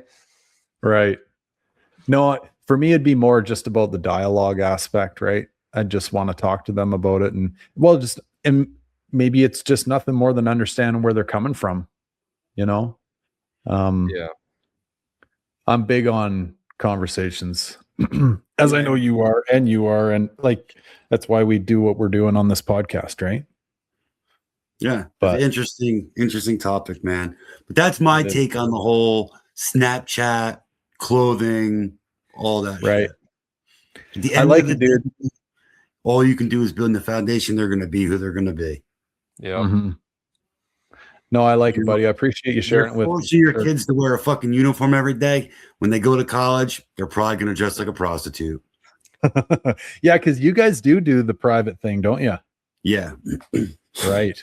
Yeah. But I'm just saying that's what happens, right? Like you force them to wear a snowsuit every fucking day. Yeah. And they're going to get a little freedom and it goes completely 300 degrees the opposite direction of what you're looking for. Yeah. Well, it's funny too, because I know you guys know me. And then there's obviously the next layer of that where like my buddies I see around here that know me like at that next level, which in the very near future we're going to get to because I'm going to be closer to you guys and stuff. But these conversations are funny from that perspective because, you know, you just kind of hear these sound bites of like, you know, thoughts and theories and whatever. And it's like everyone is then entitled to create their own theory of what's going on. And I'm sure there's people out there that are thinking I'm fucking like military drilling my kids out in the driveway, right? Like, no. I don't think anyone got that impression. Yeah. And I think these conversations, because funny enough, we obviously started these podcasts over the cars that we love. And here we are having fucking dad parenting chats, right? But I think folks like it because, you know, no matter what, everybody's going through this on some sort of level. Or I mean, even like, you know, and for Chris, like you see kids all the time and you go like, what the fuck is that kid doing or whatever. Right. So everybody's, it's an aspect of everybody's life in some way, shape or form. And I think people kind of get a kick out of hearing our thoughts and shit on it. You guys talk about the cars specifically way more than we do. And I can tell you that I get more positive responses from when we don't talk about cars. Yeah. Our most popular podcasts are rarely the ones based on cars. Yeah. And we go to these shows and I can't tell you how many messages or people come up to me and be like, hey, I met this person because he was on and I went through the same issue and now we're like best friends, you know, or people are like, oh dude, like I had that shit with my daughter's gymnastics class. And it's like, it's all part of it, man. It's all part of it.